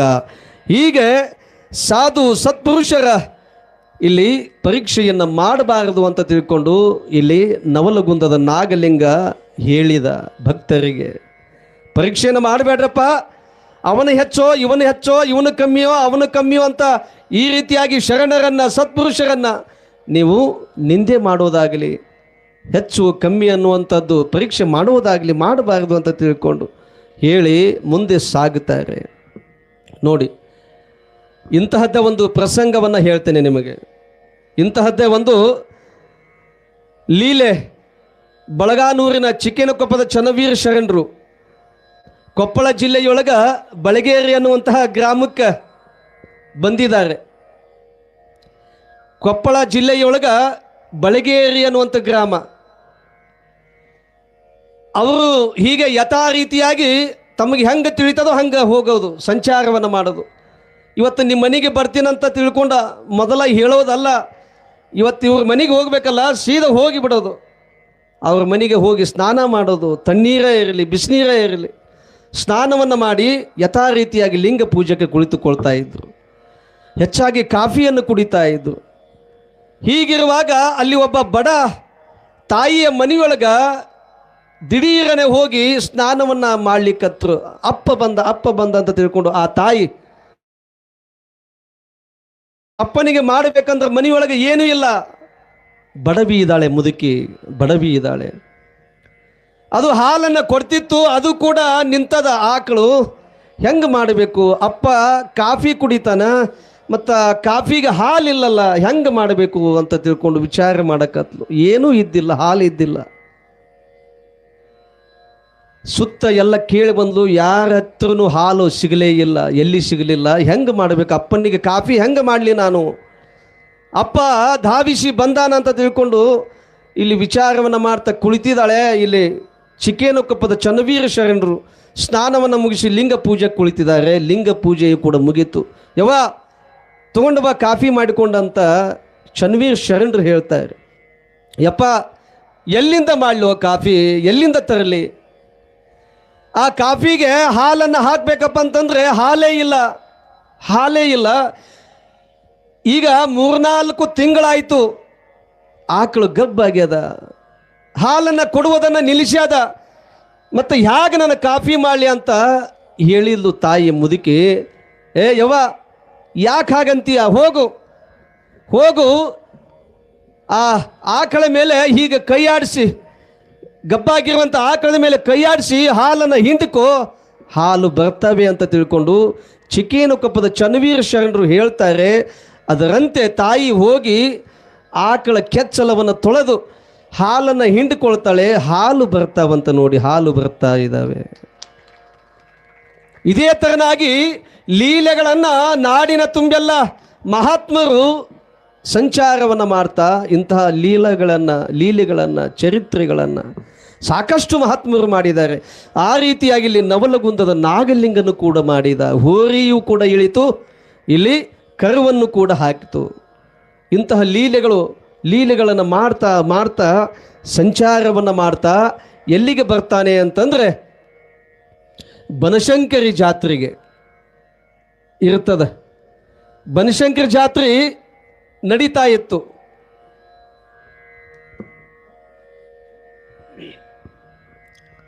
ಆ ಬನಶಂಕರಿ ಜಾತ್ರೆ ನಡೀತಾ ಇತ್ತು. ಆ ನಾಗಲಿಂಗನ ಶಿಷ್ಯ ಯಾರಪ್ಪ ಅಂತಂದ್ರೆ ತವನಪ್ಪ ಅನ್ನುವಂಥವನು. ಆ ಜಾತ್ರೆಯೊಳಗೆ, ಬನಶಂಕರಿ ಜಾತ್ರೆಯೊಳಗೆ ದುಡ್ಡು ಕೊಟ್ರೆ ಏನೆಲ್ಲ ಸಿಗುತ್ತದೆ. ಆ ರೀತಿಯಾಗಿ ವಿಜೃಂಭಣೆಯಿಂದ ನಡೆಯುವಂಥ ಜಾತ್ರೆ. ಅಲ್ಲಿ ನಾಟಕದ ಕಂಪನಿಗಳು ಹೆಚ್ಚು ಕಮ್ಮಿ 30-35 ನಾಟಕದ ಕಂಪನಿಗಳು ಇರ್ತಾವೆ ಬನಶಂಕರಿ ಜಾತ್ರೆಯೊಳಗೆ. ಸಾಮಾಜಿಕವಾಗಿರುವಂಥ ನಾಟಕಗಳು ಕೂಡ ಎಲ್ಲ ನಡೀತಾವಲ್ಲಿ. ಹಾಗೆ ದುಡ್ಡು ಕೊಟ್ಟರೆ ಏನೆಲ್ಲ ಸಿಗ್ತದೆ ಅಂತಹ ಬನಶಂಕರಿ ಜಾತ್ರೆ. ಆ ಜಾತ್ರೆಯೊಳಗೆ ಈ ನವಲಗುಂದದ ನಾಗಲಿಂಗನ ಶಿಷ್ಯ ತವನಪ್ಪ ಅನ್ನುವಂಥ ಶಿಷ್ಯ ಬಾಂಡೆ ಸಾಮಾನಿನ ಅಂಗಡಿಯನ್ನು ಹಾಕಿದ್ದ. ಎಲ್ಲಿ? ಜಾತ್ರೆಯೊಳಗೆ. ಆ ಜಾತ್ರೆಯೊಳಗೆ ಬಾಂಡೆ ಸಾಮಾನಿನ ಅಂಗಡಿಯನ್ನು ಹಾಕಿದ್ದ. ಇಲ್ಲಿ ಜಾತ್ರೆ ನಡೆದಿತ್ತು. ಜಾತ್ರೆಗೆ ಬಂದಂಥವರೆಲ್ಲ ಆ ಅಂಗಡಿ ತುಂಬೆಲ್ಲ ಬಾಂಡೆ ಸಾಮಾನ ಇಟ್ಟು, ಯಾರು? ತವನಪ್ಪ. ಈ ಬಂದಂಥ ಜಾತ್ರೆ ಮಾಡುವಂಥ ಯಾತ್ರಾದಿಗಳು ಹೋಗ್ತಾ ಇದ್ರು, ನೋಡ್ತಾ ಇದ್ರು. ಒಂದು ತಗೊಂಡಿದ್ದೇ ಇಲ್ಲ, ಆ ಬಾಂಡೆ ಸಾಮಾನನ್ನು ತಗೊಂಡಿದ್ದಿಲ್ಲ. ಇಲ್ಲಿ ನನ್ನ ಶಿಷ್ಯ ಬಾಂಡೆ ಸಾಮಾನಿನ ಅಂಗಡಿ ಹಾಕ್ಯಾನಂತ ತಿಳ್ಕೊಂಡು ಹೋದ್ರಾಯ್ತಂತ ತಿಳ್ಕೊಂಡು ಎಲ್ಲಿಗೆ ಬಂದ? ಆ ಬನಶಂಕರಿ ಜಾತ್ರೆಗೆ ಬಂದ. ಯಾರು? ನಾಗಲಿಂಗಪ್ಪ. ಜಾತ್ರೆಗೆ ಬಂದು ನೋಡ್ತಾನೆ. ನವಲಗುಂದದ ನಾಗಲಿಂಗಪ್ಪ ನೋಡ್ತಾನೆ. ತವನ್ಯ ಹೆಂಗೆ ನಡೆದದು ವ್ಯಾಪಾರ ಅಂತ ಕೇಳಿದ ಶಿಷ್ಯನನ್ನು. ಯಪ್ಪ ನಿನ್ನ ಆಶೀರ್ವಾದದಿಂದ ಹಿಂಗೆ ನಡೆದದು ನೋಡು. ಅಲ್ಲೋ ತವನ್ಯ, ಇಲ್ಲಿ 8-10 ದಿನಗಳಿಂದ ಜಾತ್ರೆ ನಡೆದದ, ಇನ್ನೂ ಒಂದು ಸಾಮಾನು ವ್ಯಾಪಾರ ಆಗಿಲ್ಲಲ್ಲೋ, ಹೆಂಗೆ ವ್ಯಾಪಾರ ಮಾಡಕತ್ತೀನಿ? ನಿನಗೆ ವ್ಯಾಪಾರ ಮಾಡೋಕೆ ಬರೋದಿಲ್ಲ ಅಂತ ನಾಗಲಿಂಗಪ್ಪ ಹೇಳಿದ. ಯಪ್ಪ ಹೆಂಗೆ ಮಾಡ್ಲೋ, ನಿನ್ನ ಆಶೀರ್ವಾದಂಗೆ ಇದ್ದಂಗೆ ಆಗ್ತದಂತ ತಿಳ್ಕೊಂಡು ಹೇಳಿದಾಗ, ತವನ್ಯ ಬಾ ಈ ಕಡೆ, ನಿನಗೆ ಮಾಡಕ್ಕೆ ಬರೋದಿಲ್ಲ, ಈ ಕಡೆ ಬಾ ಅಂತಂದ. ನವಲಗುಂದದ ನಾಗಲಿಂಗಪ್ಪ ಕುಂತುಕೊಂಡ. ಆ ಗಲ್ಯದ ಪೆಟ್ಟಿಗೆ ಮುಂದೆ ಕೂತ್ಕೊಂಡ. ಇಲ್ಲಿ ನಾಗಲಿಂಗ ಕುಳಿತಾನಂತ ತಿಳ್ಕೊಂಡು ಎಲ್ಲ ಜನರು ಭಕ್ತರು ಬರ್ತಾ ಇದ್ರು. ಅಂಗಡಿ ಮುಂದೆ ಬಂದು ನಾಗಲಿಂಗಪ್ಪ ಕುಂತಾನಂತ ತಿಳ್ಕೊಂಡು ಬಂದು ನೋಡ್ತಿದ್ರು. ನೋಡಿದಾಗ, ಯಪ್ಪ ನೀವು ಕೂತಿರಲ್ಲ ಅಂತಂದ. ಏನು ಬೇಕೋ ನಿನಗೆ ಅಂತ ಕೇಳ್ತಿದ್ದ ನಾಗಲಿಂಗಪ್ಪ. ಯಪ್ಪ ನನಗೆ ಇದು ಬೇಕು. ತಗೋ ಹೋಗ್ತಾ ಇದ್ರು. ಯಪ್ಪ ನನಗೆ ಇದು ಬೇಕು, ತಗೋ ಹೋಗ್ತಾ ಇದ್ರು. ಹಂಗ ಸಿಗ್ತೈತಂದ್ರೆ ನನಗೂ ಇರಲಿ, ನಮ್ಮ ಅಪ್ಪನಿಗೂ ಇರಲಿ ಅನ್ನೋರು ಮಂದಿ ನಾವೆಲ್ಲ. ಹಂಗ ಸಿಗ್ತದಂದ್ರೆ ನನಗೂ ಇರಲಿ, ನಮ್ಮ ಅಪ್ಪನಿಗೂ ಇರಲಿ. ಯಾರ್ದೋ ಜಾತ್ರೆ, ಹುಚ್ಚನ ಮದುವೆಯಲ್ಲಿ ಉಂಡವನೇ ಜಾಣ ಅನ್ನುವಂಗ. ಹಾಗೆ ಇಲ್ಲಿ ಬಂದವರೆಲ್ಲ ಯಪ್ಪ ಅಂತಂದು ತಿಳ್ಕೊಂಡು ನಮಸ್ಕಾರವನ್ನು ಮಾಡ್ತಿದ್ರು. ಏನು ಬೇಕು ಅಂತ ನಾಗಲಿಂಗ ಕೇಳ್ತಿದ್ದ. ಯಪ್ಪ ನಂಗೆ ಇದು ಬೇಕಂತಿದ್ದ, ತಗೊಂಡು ಹೋಗ್ತಾ ಇದ್ರು. ಎಲ್ಲೋ ಒಬ್ಬರು ಕಾಣಿಕೆಯನ್ನು ಕೊಟ್ಟು ಹೋಗ್ತಾ ಇದ್ರು. ಈಗ ನಡೀತು ಬಾಂಡೆ ಸಾಮಾನಿನ ಅಂಗಡಿ ಖಾಲಿ ಆಯಿತು. 2 ದಿನದೊಳಗ ಬಾಂಡೆ ಸಾಮಾನಿನ ಅಂಗಡಿನೇ ಖಾಲಿ ಆಯಿತು.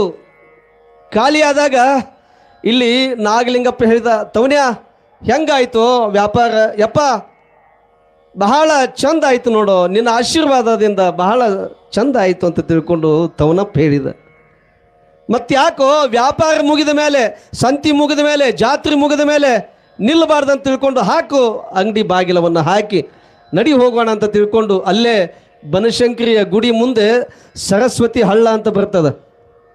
ಆ ಸರಸ್ವತಿ ಹಳ್ಳ ಹರಿತಾ ಇತ್ತು, ತುಂಬಿ ಹರಿತಾ ಇತ್ತು. ನಾಗಲಿಂಗ ಹೇಳಿದ, ತವನ್ಯ ನಾನು ಸರಸ್ವತಿ ಹಳ್ಳದೊಳಗೆ ಸ್ನಾನವನ್ನು ಮಾಡ್ತೇನೆ, ಮಾಡಿದ ಮೇಲೆ ಪೂಜೆಯನ್ನು ಮುಗಿಸ್ಕೊಳ್ತೇನೆ. ನೀನು ಏನು ಮಾಡಬೇಕಪ್ಪ ಅಂತಂದರೆ, ನೀ ಹಾಕ್ಕೊಂಡಿರುವಂಥ ಆ ಅಂಗಿಯನ್ನು ಬಿಚ್ಚಿ ಜೋಳಿಗೆಯನ್ನು ಮಾಡಿಕೊಂಡು ಜಾತ್ರೆಯೊಳಗ ಏನು ಎಲ್ಲ ಯಾತ್ರಿಗಳು ಬಂದಿದ್ದಾರಲ್ಲ ಅವರ ಹತ್ರ ಹೋಗಿ ಕಜ್ಜಾಯವನ್ನು ಮಾಡಿಕೊಂಡು ಬಾ, ಸ್ವೀಕಾರ ಮಾಡಿಕೊಂಡು ಬಾ ಅಂತ ತಿಳ್ಕೊಂಡು ಹೇಳಿ ಕಳಿಸಿದ ನಾಗಲಿಂಗ. ಆಗಲಿ ಅಪ್ಪ ಅಂತ ತಿಳ್ಕೊಂಡು ಅಂಗಿಯನ್ನು ಬಿಚ್ಚಿ ಜೋಳಿಗೆಯನ್ನು ಮಾಡಿಕೊಂಡು ಮುಂದೆ ಸಾಗಿದ್ನಂತ. ಎಲ್ಲಿ? ಜಾತ್ರೆಯೊಳಗ. ಬಂದ ಭಕ್ತರ ಮುಂದೆ ಜೋಳಿಗೆಯನ್ನು ಹಿಡಿದುಕೊಂಡು ನಿಂತುಕೊಂಡಂತ ಕಜ್ಜಾಯವನ್ನು ಹಾಕ್ತಿದ್ರಂತೆ, ರೊಟ್ಟಿ ಪಲ್ಯವನ್ನು ಜೋಳಿಗೆಯೊಳಗೆ.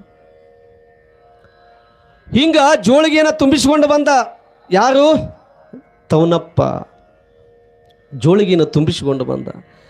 ನಾಗಲಿಂಗಪ್ಪ ಸ್ನಾನವನ್ನು ಮುಗಿಸಿ ಪೂಜೆ ಧ್ಯಾನವನ್ನು ಮುಗಿಸಿ ಕೂತಿದ್ದ, ಕಾಯ್ತಾ ಕೂತಿದ್ದ. ಯಪ್ಪ ತಂದು ನೋಡು ಅಂತಂದ. ಮತ್ತ್ಯಾಕೆ ತಡ, ಬಿಚ್ಚುವ ಜೋಳಿಗೆಯ ಬುತ್ತಿಯ ಗಂಟನ್ನು ಅಂತಂದಾಗ ಬಿಚ್ಚಿ ನೋಡ್ತಾನೆ. ಅದು ರೊಟ್ಟಿ ಪಲ್ಯ ಆಗಿರಲಿಲ್ಲ, ಬಂಗಾರದ ಗಟ್ಟಿಯಾಗಿತ್ತು. ಜೋಳಿಗೆಯೊಳಗೆ ಬಂಗಾರದ ಗಟ್ಟಿಯಾಗಿತ್ತು. ಯಪ್ಪ ನಾನು ಬಂದ ಜಾತ್ರೆಯೊಳಗೆ ಯಾತ್ರಿಯಾದಿ ಆ ಭಕ್ತರ ಮುಂದೆ ಹೋಗಿ ನಾನು ಕಜ್ಜಾಯವನ್ನು ಮಾಡಿಕೊಂಡು ಬಂದೀನಿ, ಇದೇನಿದು ಬಂಗಾರದ ಗಟ್ಟಿ ಆಗ್ಯದಲ್ಲ ಅಂತ ತಿಳ್ಕೊಂಡು ಕೇಳಿದಾಗ, ತವನ್ಯ ಅದು ಗಟ್ಟಿಯಾಗಿಲ್ಲೋ, ಬಂಗಾರದ ಗಟ್ಟಿಯಾಗಿಲ್ಲೋ, ನಿನ್ನ ಮನಸ್ಸು ಬಂಗಾರದ ಗಟ್ಟಿ ಆಗ್ಯದ ಅಂತ ತಿಳ್ಕೊಂಡು ನಾಗಲಿಂಗ ಹೇಳಿದ.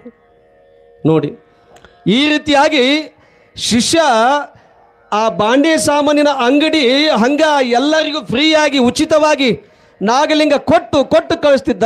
ಏನನ್ನು ಒಂದು ಮಾತನ್ನು ಆಡಲಿಲ್ಲ ಶಿಷ್ಯನಾಗಿರುವಂಥವನು, ಏನೂ ಒಂದು ಮಾತಾಡಲಿಲ್ಲ. ಅಂತಹ ನಂಬಿಕೆ, ಶ್ರದ್ಧೆ, ಭಕ್ತಿಯನ್ನು ಇಟ್ಟುಕೊಂಡಿರುವಂಥ ತವನಪ್ಪ ನಾಗಲಿಂಗನ ಮೇಲೆ. ನೋಡಿ, ಅವನ ಕಟ್ಟಿಕೊಂಡು ಬಂದಿರುವಂಥ ಜೋಳಿಗೆಯೊಳಗೆ ಎಲ್ಲ ರೊಟ್ಟಿ ಬಂಗಾರದ ಗಟ್ಟಿ ಆಯ್ತಂತ, ಬಂಗಾರದ ನಾಣ್ಯವಾಗಿ ತುಂಬಿತ್ತಂತ. ಅವನ ಬದುಕೇ ಬಂಗಾರ ಆಯಿತು. ತಗೊಂಡು ಹೋಗು, ಅಂಗಡಿ ಯಾಕೆ ಹಾಕ್ತೀಯ, ನಿನ್ನ ಮನಸ್ಸು ನಿನ್ನ ಬದುಕು ಬಂಗಾರ ಆದ ಅಂತ ತಿಳ್ಕೊಂಡು ಕೊಟ್ಟು ಕಳಿಸಿದಂಥ ನಾಗಲಿಂಗ. ಈ ರೀತಿಯಾಗಿ ಲೀಲೆಗಳನ್ನು ಮಾಡ್ತಾ ಸಂಚಾರವನ್ನು ಮಾಡ್ತಾ ಭಕ್ತರ ಭವಬಂಧನವನ್ನು ಕಳೆಯುತ್ತಾ ಉದ್ಧಾರವನ್ನು ಮಾಡ್ತಾ ಇಲ್ಲಿ ಸಂಚಾರವನ್ನು ಮಾಡ್ತಾ ಮುಂದೆ ಎಲ್ಲಿಗೆ ಹೋಗ್ತಾನೆ, ಎಲ್ಲಿಗೆ ಬರ್ತಾನೆ ಅನ್ನುವಂಥ ಆ ವಿಷಯವನ್ನು, ಚಿಂತನವನ್ನು ಇವತ್ತಲ್ಲ ನಾಳೆಯ ದಿನ ನೀನು ಒಲಿದು ಪಾದವನ್ನಿಟ್ಟ ನೆಲವೇ ಸುಕ್ಷೇತ್ರ, ಜಲವೇ ಪಾವನ ತೀರ್ಥ, ಸುಲಭ ಶ್ರೀ ಗುರುವೇ ಕೃಪೆಯಾಗು. ಪ್ರಥಮದಲ್ಲಿ ವೀರಶೈವ ಧರ್ಮ ಸಂಸ್ಥಾಪನಾಚಾರ್ಯರನ್ನು, ಬಸವಾದಿ ಶಿವಶರಣರನ್ನು ಸ್ಮರಣೆ ಮಾಡಿಕೊಂಡು ಇವತ್ತಿನ ಈ ಪುಣ್ಯಭೂಮಿಯ ಅಗರಕೇಡ ಗ್ರಾಮದಲ್ಲಿ ಜನ್ಮಿಸಿ ಅನೇಕ ಕಾರ್ಯಕ್ರಮಗಳನ್ನು ಹಾಕಿಕೊಂಡು ಇವರು ಪೂಜ್ಯರ ಪಟ್ಟಾಧಿಕಾರದಾಗೂ ನಾವು ಮಠ ನೋಡೀವಿ. ಇದು ಘಟದಿಂದ ಮಠ ಬೆಳೆಯುವಂಥ ವ್ಯವಸ್ಥೆ ಆಗ್ಯದ ಅಂತ ಅನ್ಕೋತೀವಿ. ಅಂಥ ಪರಮ ಪೂಜ್ಯರ ಪವಿತ್ರ ಪಾದಕ್ಕೆ ಭಕ್ತಿಯಿಂದ ಹಣೆಮಣೆದು ಇವತ್ತಿನ ದಿವಸ ಈ ಅಜಾತಶತ್ರು ನಾಗಲಿಂಗ ಅದ್ಭುತ ಶಕ್ತಿಯನ್ನು ಪಡೆದುಕೊಂಡಂಥ ಆ ನಾಗಲಿಂಗನ ಚರಿತ್ರೆಯನ್ನು ಭಾಳ ಸವಿಸ್ತಾರವಾಗಿ ಹೇಳಿದರು ಶಂಕರಯ್ಯ ಸ್ವಾಮಿಗಳು. ಅದಕ್ಕೆ ಸಂಗೀತ ಸಾಥ್ ನೀಡಿದರು. ನಮ್ಮ ಮಳೆನೇ ಆಗ್ಬೇಕವ. ತಾಬಲ ಅನ್ನುವಂತೆ ತಬಲ ಸಾಥ್ ನೀಡಿದಂಥ ಗುರುಗಳಿಗೂ ಕೂಡ ಅಭಿವಂದಿಸುತ್ತಾ, ಈ ಗ್ರಾಮದ ತಾಯಂದಿರರೇ, ನೀವು ಸ್ವಲ್ಪ ಜನ ಇರಲ್ರಕ್ಕ, ನೀವು ಸ್ವಲ್ಪ ಜನ ಇರಲ್ರಕ್ಕ. ನಾನು ಏನು ತಿಳ್ಕೊತೀನಿ ಅಂದ್ರೆ, ಇದು ಬೀಜ ಬಿತ್ತಲಾಗ ತೊಗೊಂಡು ಹೊಂಟಿದ್ದು. ಇದು ಬೀಜ ಬಿತ್ತಲಾಗ ತೊಗೊಂಡು ಹೋಗಿ ಉಡಿ ಕಟ್ಕೊಂಡು ಬಿತ್ತುವಂಥ ಬೀಜಗಳು ನೀವು ಒಂದು ಬೀಜ ಬಿತ್ತಿದ್ರೆ 1,000 ಕಾಳು ಆಗುವಂಥ ಶಕ್ತಿ ನಿಮ್ಮಲ್ಲಿ ಅದ. 10,000 ಜನ ಬಂದಾರಂತ ನಾನು ಭಾವಿಸ್ತೀನಿ. ಯಾಕಂದ್ರೆ ಗುರುಗಳ ಮೂರ್ತಿ ಚಿಕ್ಕದು, ವಯಸ್ಸಿನಲ್ಲಿ ಚಿಕ್ಕವರಾದರೂ ಕೂಡ ಭಾಳ ಮುಗ್ಧ ಸ್ವಭಾವದ ಗುರುಗಳು ನೀವು ಪಡ್ಕೊಂಡವರು. ನೀವೇನು ಪಡ್ಕೊಂಡಿದ್ದೀರಲ್ಲ ಅಂಥ ಗುರುಗಳನ್ನು ನಾವು ಭಾಳ ತವಲಿ ಎಲ್ಲ ಕಡೆ ಹೋಗ್ತೀವಿ ಅಂದ್ರೂ ಇಂಥ ಸರಳವಾದಂಥ ಪೂಜ್ಯರು ನಮಗೆಲ್ಲಿ ಸಿಕ್ಕಿಲ್ಲ. ಆಗಲೇ ನಮ್ಮ ಸರ್ ಹೇಳಿದರು, ಬಂದಾಳಕ್ಕೂ ಅಗರಿಕೇಡಕ್ಕೂ ಎತ್ತಣ ಕೋಗಿಲೆ ಎತ್ತಣ ಮಾಮರ ಎತ್ತಣಂದೆತ್ತ ಸಂಬಂಧವಯ್ಯ ಅನ್ನುವ ಹಾಗೆ ಇಲ್ಲ.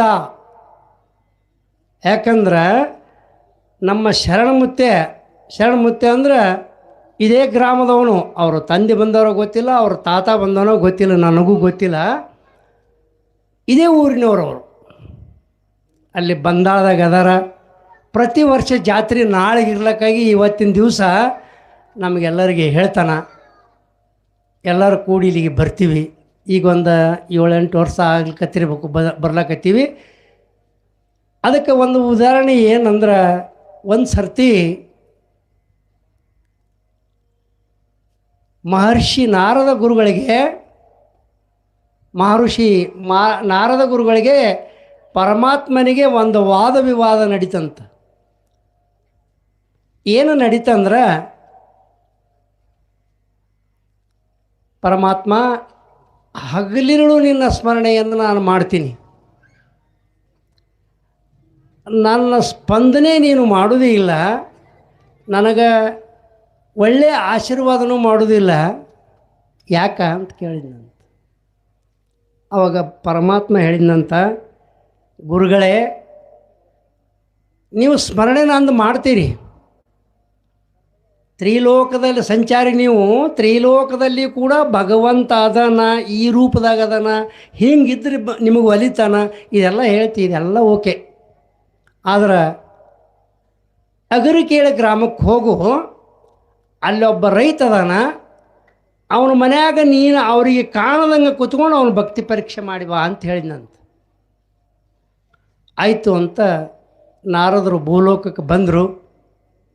ಅಗರಿಕೇಳದಲ್ಲಿ ಹುಡುಕಾಡ್ದೆ, ಎಲ್ಲಿ ಹೋಗಬೇಕು ನಾನು, ಎಲ್ಲಿ ಹೋಗಿ ವಿಚಾರ ಮಾಡಬೇಕು ಅಂದ.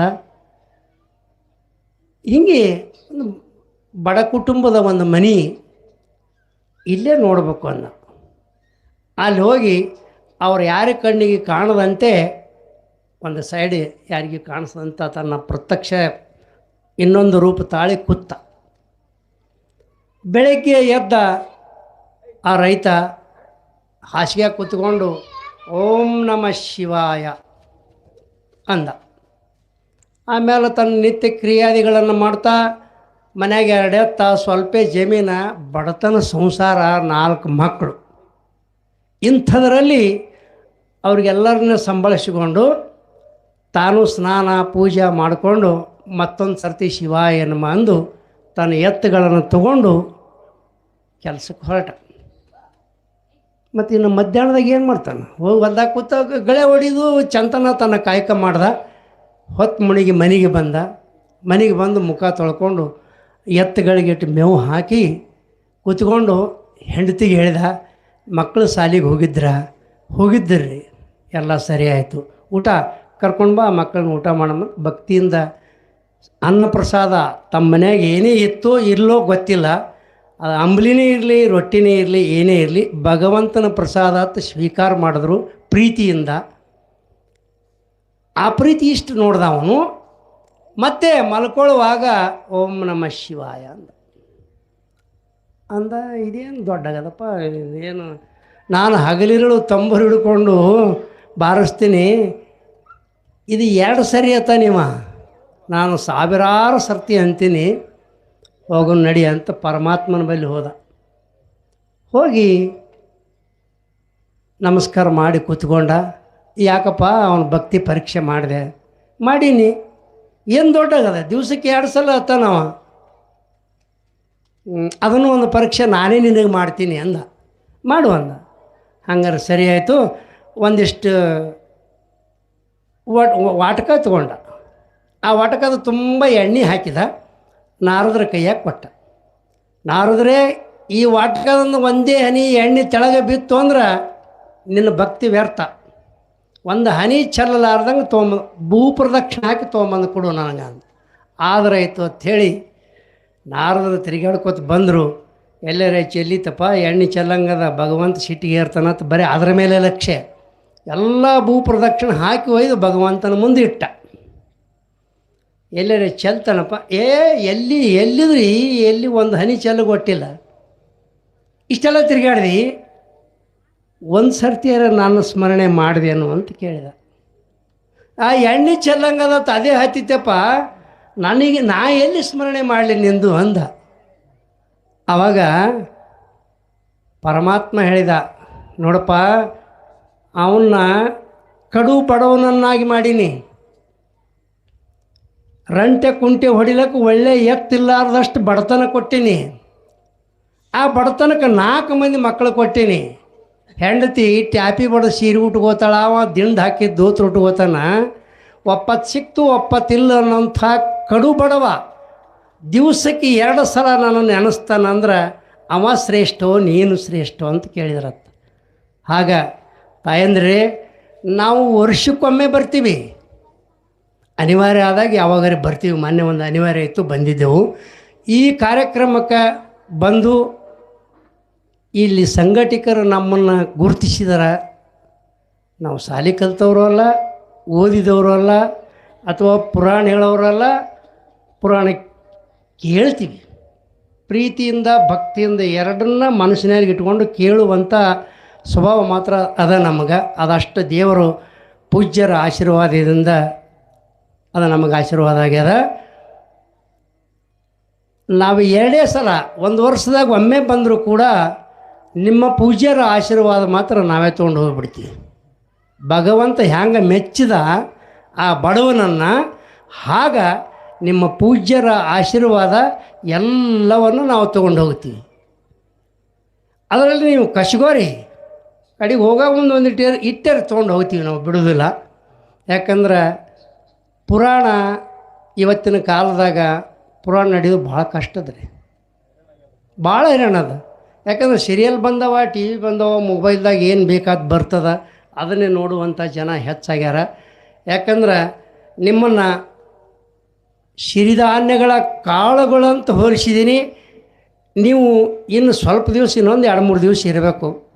ಒಬ್ಬರಿಗೆ 4 ಮಂದಿ, ಒಬ್ಬರಿಗೆ 10 ಮಂದಿ, ಒಬ್ಬರಿಗೆ 10-12 ಹಿಂಗೆ ಗೊಳೆ ಆಗಿ ಬಂದು. ಯಾಕಂದ್ರೆ ಹೇಳುವವರಿಗೆ, ಹಾಡೋವರಿಗೆ, ನಿಮ್ಮ ಪೂಜ್ಯರಿಗೆ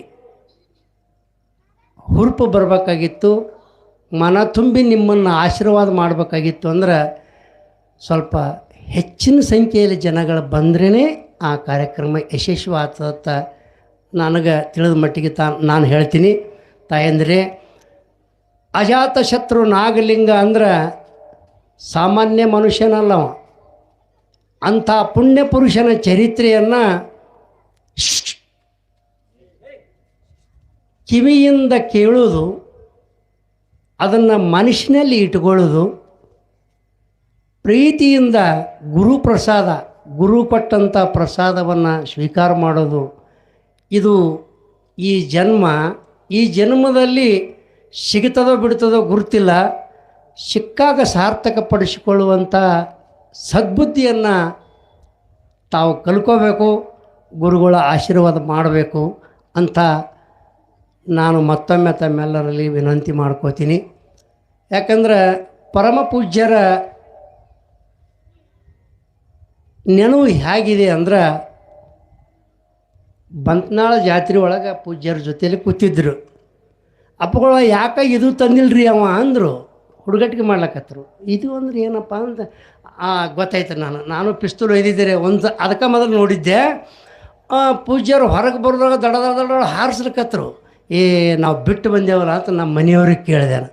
ನಿಮ್ಗೆ ಹಾರಿಸ್ಲಕ್ಕೆ ಬರೋದಿಲ್ಲ ರೀ, ಬಿಟ್ಟಿದ್ದೆ ಚಲೋ ಆಗ್ಯದ ಅಂದರು. ಇಲ್ಲ ಹಾರಿಸ್ತೀನಿ, ಮುಂದಿನ ಸಲ ಥರ. ಮತ್ತು ನಾವು ಮತ್ತೊಂದು ಸಾರಿ ತಂದೀನಿ. ಪೂಜ್ಯರು ಬೈದ್ಬಿಟ್ರು. ಬಂತ್ನಾಳ ಅಪ್ಪಗಳು ಇಲ್ಲ, ಸಾರ್ವಜನಿಕ ಸ್ಥಳದಲ್ಲಿ ಹಾರಿಸ್ಬಾರ್ದು ನಿರ್ಬಂಧ ಮಾಡ್ಯಾರ, ಬಿಟ್ಟಿವಿ ಅಂತ ಹೇಳಿದ್ರು. ಹೀಗೆ ನಮ್ಮನ್ನು ಗುರ್ತ ಮಾಡ್ತಾರೆ ಪೂಜ್ಯರು. ಇನ್ನೂ ಅನೇಕ ಒಳ್ಳೊಳ್ಳೆ ಪವಾಡಗಳದವ. ಸಮಗಾರ ಭೀಮವ್ವನ ಮೊಲಿ ಹಾಲು ಕುಡಿದ ಅವನಿಗೆ 50 ವರ್ಷನ್ರಿ ಅವಾಗ. 50 ವರ್ಷನವ ಸಮಗಾರ ಭೀಮವ್ವ. ಆಕಿ ಸಮಗಾರ ಆಕಿ. ನಿನಗೆ ಸಮಗಾರ ಅಂದವ್ರಿಗೆ ಅವ ಏನೇನು ಅಂದ ತನ್ನ ಭಾಷೆದಾಗ, ನಾನು ಅಲ್ಲಕ್ಕೆ ಬರೋದಿಲ್ಲ. ನೀನು ಮಲಿ ಹಾಲು ಕುಡಿಸಿದ್ರೆ ಇವನು ಉರಿ ಹೋತವ, ನನಗೆ ಉರಿ ಬಂದವ, ಸಾಯುವಂಥ ಜ್ವರ ಬಂದವ, ನಾನು ಸಾಯ್ತೀನಿ. ನೀನು ಮಲಿ ಹಾಲು ಕುಡಿಸ್ಬೇಕು ನನ್ನ ತಾಯಾಗಿ. ಕುಡಿಸುವಂದ ಜೋರು ಮಾಡಿ ಆಕಿನ ಮಲಿ ಹಾಲು ಕುಡಿದು ಬದುಕಿದವನು. ಅಂಥ ಒಂದು ಪುಣ್ಯ ಪುರುಷನ ಪವಾಡವನ್ನು ತಾವು ಕೇಳ್ರಿ, ಅನುಭವಿಸ್ರಿ. ಕೇಳುವುದು ಅಷ್ಟೇ ಅಲ್ಲ, ಪ್ರಪಂಚದಲ್ಲಿ ಅದನ್ನು ಅನುಭವಿಸೋದು ಕಲಿಬೇಕು ನಾವು. ಇವತ್ತು ಭಗವಂತ ಒಮ್ಮೆ ಕೊಟ್ಟು ನೋಡ್ತಾನೆ, ಒಮ್ಮೆ ಕಸ್ಕೊಂಡು ನೋಡ್ತಾನೆ, ಒಮ್ಮೆ ಬೈದು ನೋಡ್ತಾನೆ, ಒಮ್ಮೆ ಅವಮಾನ ಮಾಡ್ತಾನೆ. ಅಪಮಾನವಾದರೆ ಒಳಿತು, ಅಪಮಾನವಾದರೆ ಒಳಿತು. ಅಪಮಾನದಿಂದಲೇ ತಪವೃದ್ಧಿಯಾಗುವುದು, ಅಪಮಾನದಿಂದಲೇ ನಿಜ ಮುಕ್ತಿ. ಹೌದು, ಮನುಷ್ಯನಿಗೆ ಒಂದೆದ್ದ ಅಪಮಾನ ಆಗಬೇಕು, ಅದರಿಂದ ಸನ್ಮಾನ ಮುಂದೆ.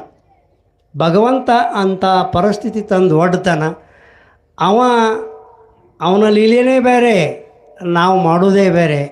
ನಾವು ಮಾಡಿದಂಗೆ ಆಗೋದಿಲ್ಲ. ನಮ್ಮ ಹಣಿಬಾರ ಇದ್ದಿದ್ದು ಮಾತ್ರ ತಪ್ಪಂಗಿಲ್ಲ. ನಾವು ಇದರಲ್ಲೇ ಶೆಣೆತನ ಮಾಡೋಕ್ಕೋ ಅಷ್ಟೇ.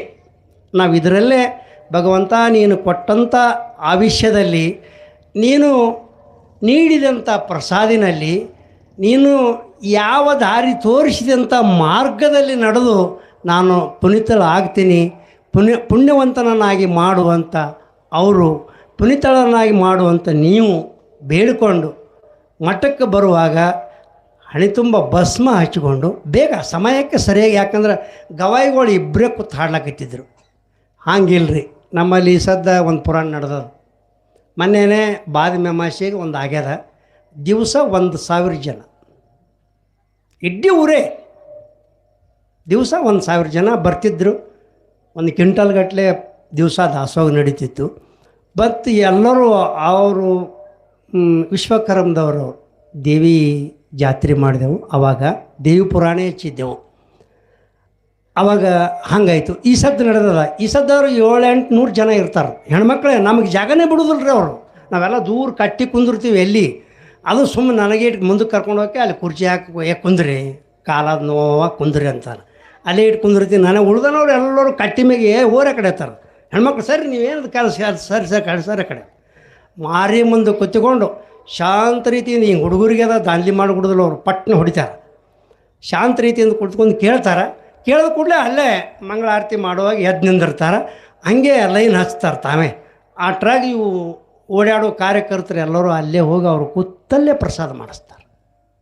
ಇದನ್ನು ನೀವು ಮುಂದಿನ ಸಲ ಅಳವಡಿಸ್ಕೊಂಡು ಅದನ್ನು ನೀವು ಹ್ಯಾಂಗೆ ಮಾಡೋದು ನೋಡಿ ಕಣ್ಣು ತುಂಬ್ಕೋಬೇಕಂತ ನನಗೆ ಆಸೆ ಅದ. ನಿಮ್ಮ ಪೂಜ್ಯರಿಗಂತೂ ಇದಕ್ಕಿಂತ ಹೆಚ್ಚಿನ ಆಸೆ ಅದ. ನಿಮ್ಮನ್ನು